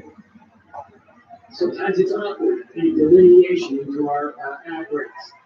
Sometimes it's awkward. But what goes through your mind when you think gotta talk about this horrible situation in Afghanistan and the suffering that Americans who have family members there must be going through. And I've also got to sell some of my pillows. I wonder, could I combine? Why wouldn't I do that? I'm worried about some of this stuff. If you're really good for yeah, I love tissue. I bet you a lot of those people suck. I mean, the idea, they're all going to be crying and losing a lot of moisture, so it's a good liquid IV. The point is that there is no delineation for him in what he's talking about these things, and it's commercial. So there is no awkwardness in doing the whole. I mean, he gets to the break, and he's looking at his predictions, and I'm like, Smooth transition. Look at this guy. I'm gonna, And it's perfect. It's more. no, you just work at school. That's the way you work in. That's the way you work in my pillow. Parents can't sleep because they're worried about their, and well, what's the solution? My pillow, mypillow.com. So it helps me say it all the time. It's perfect with my pillow. And that is also sort of yes. And like, do you think he wants to actually do ads for my pillow, right? Like, he to me, Oh, it's good time. Oh, he's gonna find it. Oh, are you okay? All right, I'm not joking. No, I saw Lindell was part of the Trump cavalcade in 2016 at the debates. He was part of the cavalcade. We were there, and Lindell got basically launched his company on WABC, advertising again. And I'm quite sure they're friends. Okay. I thought it was much more of a, this is kind of the Trump thing that I need to appeal to. Oh, no. As I'm saying, maybe get the vaccine, maybe not. They're all way back. Yeah, they're all way back. But I mean, it's fascinating to me that you make that transition. You can't just, well, you can't say, hey, we were talking about this horrible situation, and I just didn't think that, it would be even serve you is to get the ribbons out. But of course, The advertisers want. They wanted to be, included in the flow of the show, maybe the actual. to be fair to Hannity, there's never been a time where Michael Lindell has been on any sort of media talking about the complete threat to American democracy and how we're failing. And if you use threat to democracy at mypillow.com, you'll get 15% off with a 2-cent upgrade. This is part of the Right, this is a coupon code every time it shows up. This is a part of the brand. They want it included in the horrific news stories that are existential about, the Democrats taking control of the voting machines. Make the pillows into the story. Envelop them. That's what they want. Listen, I know the Ethiopian trade is really big. I'm sure it has succeeded. That's unbelievable. It's unbelievable. CBD relaxes you almost as well as that. Here you go. Calling from a, that's outside there. Calling from a 702 area code. Who's this? Where are you calling from? Hey, I'm on. Yes, you are. Hello, I'm on. Oh. This is Twig from Southern New Mexico. Twig from Southern New Mexico. Is anyone? Hey, I'm a libertarian. Okay. And I just called to say that I'm the kind of libertarian. An excellent. I'm a reform libertarian. Reformed by you and your show. And especially Michael. I just want my goal to say thank you for that. Oh, well, thank you for calling in. What was it about what Michael had presented that got you reformed, as it were? It was, I would try to put myself in the shoes of the people I would be listening to debate them and you, and try to come up with my own counter arguments if I were to call in. And then I realized, oh, everything I'm trying to say sounds really stupid. Well, it's good on paper, but once you break it down and how it applies to real life, it all falls apart pretty quickly. That is, that's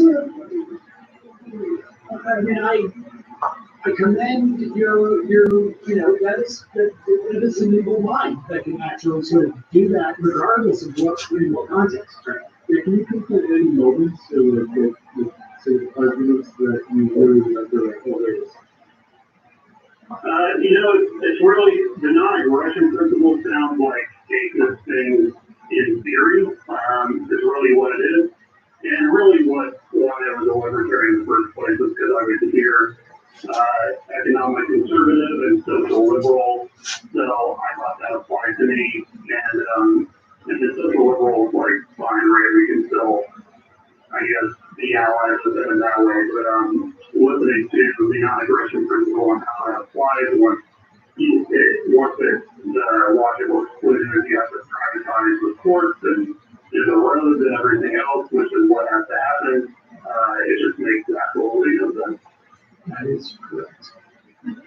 So I can say, Matt, if there was one specific moment, I think culmination of thinking about all those things all the way through. Hey, I did have one thing I wanted to ask, though, that's a cover topic. Please. I think kind of was pretty obvious that Biden did bring up in his speech yesterday is that the Afghan army, I believe, fell so fast because I think it's pretty undeniable that there's a lot of supporters of the Taliban in the Afghan army. Would you agree with that notion? I have not seen much reporting in that regard. I think it's this. I think that they have not been funded for an extended period of time, except for very small, narrow forces, and largely because of corruption. I think that's probably part of it. I think that the other big part of it is simply they became just overwhelming. I think what happened in the rural areas, I think there is more, I don't think there is as much concern about the Taliban in rural areas as there is in Kabul, because it's more urban, it's more sort of, use this term loosely, westernized on some level, and more culturally progressive. And I think in the rural areas, I think their primary desire was to have no war. And I think that if it takes a central authority to do that, a monopoly force, if you will, then that's what we're going for. We want peace, even peace under a regime that we don't necessarily love. And I think that is a self-reinforcing and self-accumulating force. In other words, the more provinces that make that decision, the more inertia is built, and it becomes an overwhelming force. And I think that's what happened. I think there's probably some support for the Taliban and these forces, but I can't imagine it's that much. I don't know why you would have joined that force. I think it's just a question of if you think you're going to get slaughtered, and you see your leadership maybe taking off because, they've got a ton of cash in the bank, there's been a tremendous amount of corruption. I think you're going to basically say, this is the least best, the least worst option. Right, and not only if you want peace and everything, but if you want, I think the U.S. out of there, I think undoubtedly a lot of people see it as being dangerous, right? Without a doubt, I think without a doubt, I think the biggest resentment comes from the presence of the United. You've got two parties, right, that are at war, and you're caught in the middle. And one party is never going to go away. They're never going to go away. They're Afghans, I should say, and they're not going to go away. And so, you're fine to see the U.S. leave at that point, because you know that it's not. They're going to leave eventually. That they're not. That their presence is what constitutes the war. And I don't think it's an irrational decision to make.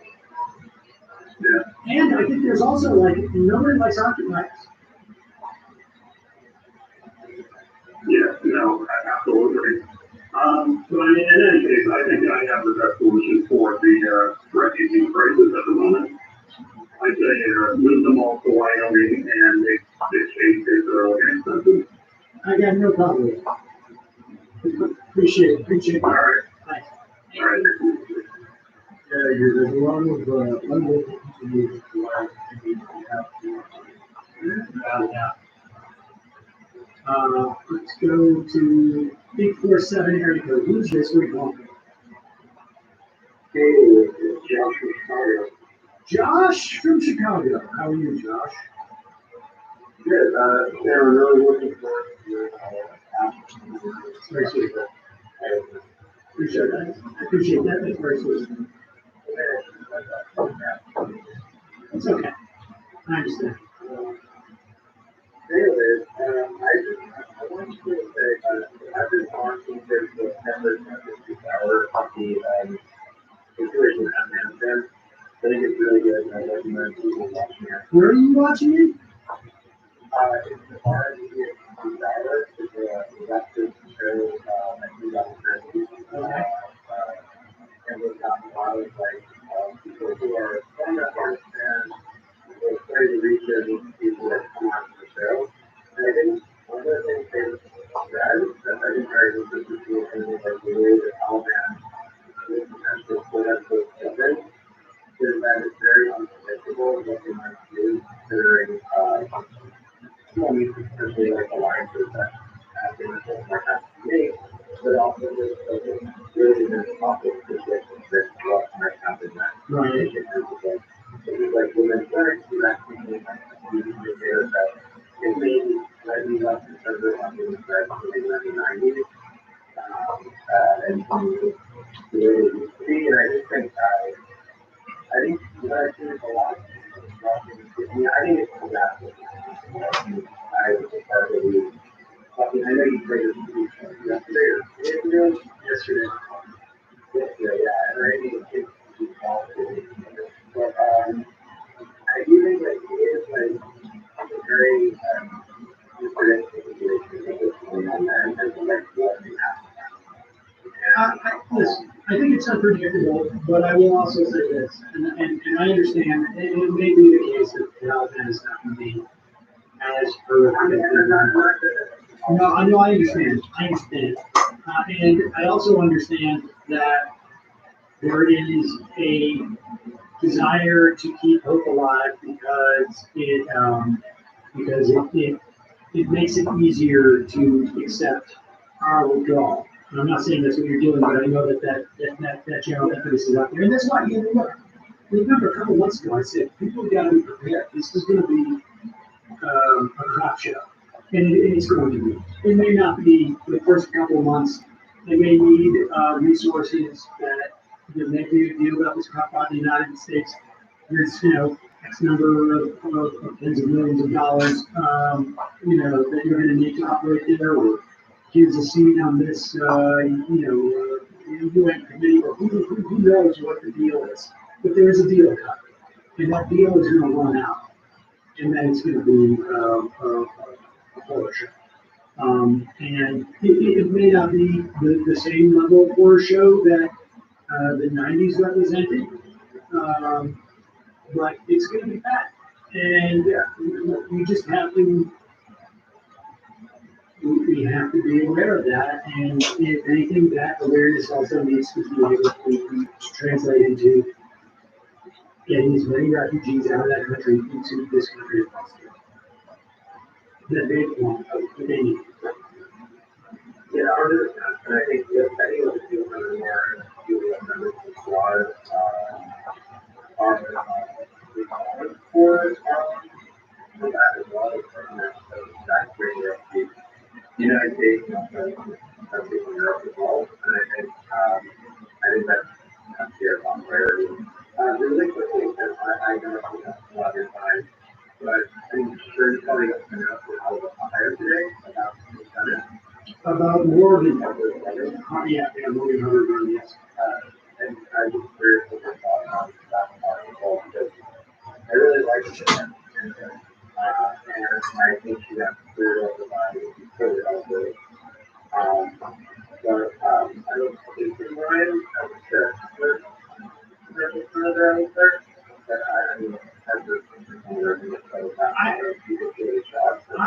I interviewed a bunch of candidates for that cycle on Ring of Fire, and she was incredibly impressive. To the extent that one can make an assessment during an interview, I thought she was incredibly impressive. I mean, really, really just smart and a great politics. I don't have a sense of what happened in that congressional race. I worry, well, let's put it this way.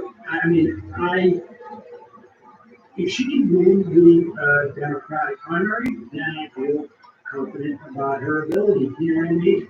It's one of those things. Like, I would support her over Tim Ryan. I don't know. I don't necessarily buy, although I need to talk to people in Ohio, whether you can really make an assessment. Would Tim Ryan have a better shot at winning in Ohio than she would? I think it's an important seat to pick up. I think it's an important seat to pick up. It's hard for me to imagine that somebody could give me a definitive enough of an answer that would make me vote for Tim Ryan over her. But I need to talk to people from Ohio to get a sense of that. Of what would she be a liability in a general election? I mean, I sort of feel like the primary is a good way to test that here. If she can beat Paul Ryan, I mean, good. She can beat Ryan in the primary. Then, I'm confident she could win in Ohio. Yeah, I agree. I mean,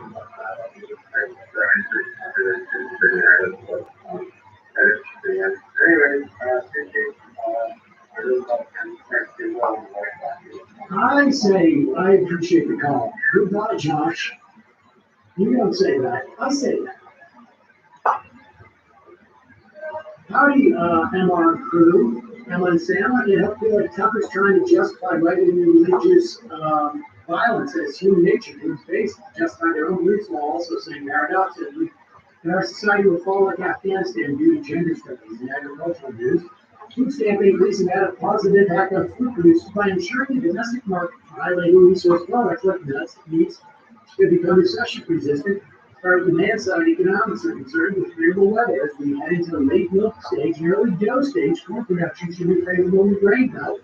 Soybeans are looking at 2, and in early 30s unlikely, possibly left behind the grain belt. Prices are holding strong and no indication of falling. We can see the Midwest without a motivated farm base. Could be good for midterms out here. Of course, Southwest drought and climate change crisis in general remains a long-term threat. I'm working on the solution. Keep posted leftist politics. Very fire. Calls to interested. Food prices high. Grain prices, or I should say those agricultural commodities high. You don't see people turn out in those heartland states. Here we come. During the midterms.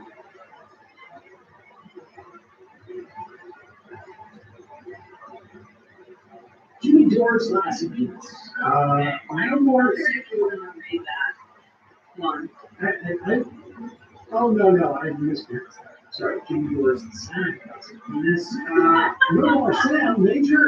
No chamber. Panda. Panda. The fall of the Afghan military is a prime example of built to break capitalism. Noble villain. Question from Matt. Now that this fake war is over, who will we go imperial on next? My bet is Venezuela unless something changes. I think so. Right? Or Asia? Well, we already have a significant military presence in Africa, so not to agree with you, but I mean, we have like a bunch of operations going on. Without a doubt, where is going to be the next deal? And I don't think it's going to happen for some time. I don't think it's going to happen for some time. Yeah. President Cotton working television. That's my guess. Yeah. It's South America's a good bet, but I just would think. I think they should stick with the CIA. Use the military. Nick G. Understanding there was a peace accord negotiated by Trump plus the fact that the joint chiefs don't turn over to the new president, to what extent is the Biden administration responsible for specific tactics of the withdrawal? I mean, look,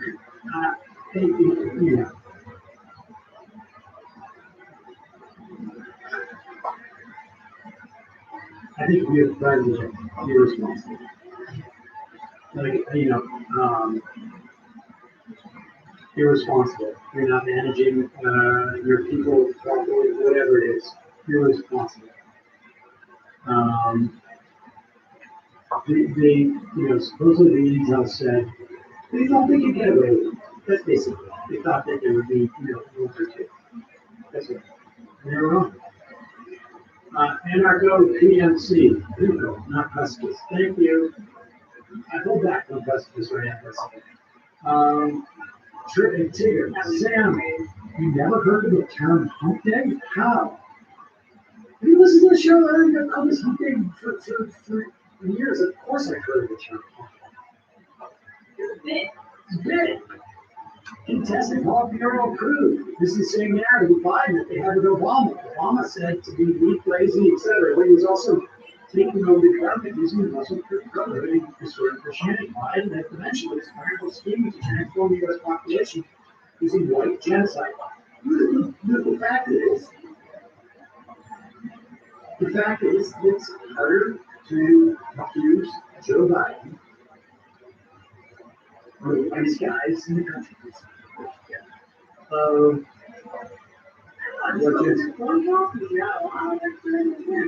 He's got a lot of credit on him with the fact that we know this. The virtues that Eisenhower was, it just kind of depends on how much traction you get based on it. Exactly. Oliver Wendell Holmes says, Sam, maybe we need to pull a page from the Franklin's playbook on COVID.com and anti-vaccine anti-mask instead of finding pro-play. How many women get a little joy from seeing some men Ireland declaring Dr. So-and-so pro-plague advocate? I like it. We still running out. You don't know this before. I'm a reporter. With a mask, that seems to rip off. You. What's that? I didn't see it. I didn't know that part of it. The mask is a mom now. Oh, I see what you're saying. The factor. We did hear, credit praise too, when Cole said on MSNBC the other day that 95% of the American public would like to get out of Afghanistan. She said they speculate 95% of the White House press corps would be mad about it. And here's some evidence. I want you to just listen. If there was a clip of a reporter going hard at Jen Psaki or going hard at, I don't know who else it would be in the administration who would come out and talk about this. Or going hard at Nancy Pelosi or Chuck Schumer about the unemployment cliff that we're going to hit on Labor Day. Or do what Penny Hassan did to Senator Richmond about how Oprah and funding that was way more expensive than, say, Medicare, which was great. We would play it. Right. We would find it. Somebody would send it to us and we would play it. I can't prove that has never happened. That somebody has aggressively gone after this administration for stuff like that. Outside of that example. Outside of that example. In the White House press. In the White House press corps in particular. I can't prove it. So like I say, hard to imagine that happens when we don't. I say that to prepare you for how this unnamed reporter, don't know the name of you. We've been trying for hours. The White House press corps. Goes at Jake Sullivan, who I'm not a fan of, about the decision to withdraw from Afghanistan and to announce by Joe Biden announcing, and not just the decision, but these very specific talking points, very specific concerns that seem to be clearly picked from some source that hasn't been here. Well, and the idea that we don't have a national security interest in. A empresa dos cremes. Sim. Perdeu a minha encomenda. E eles agora dizem que me devolvem o dinheiro, mas eu não quero, aquilo é o MBWay. Nem sei se está para devolver, provavelmente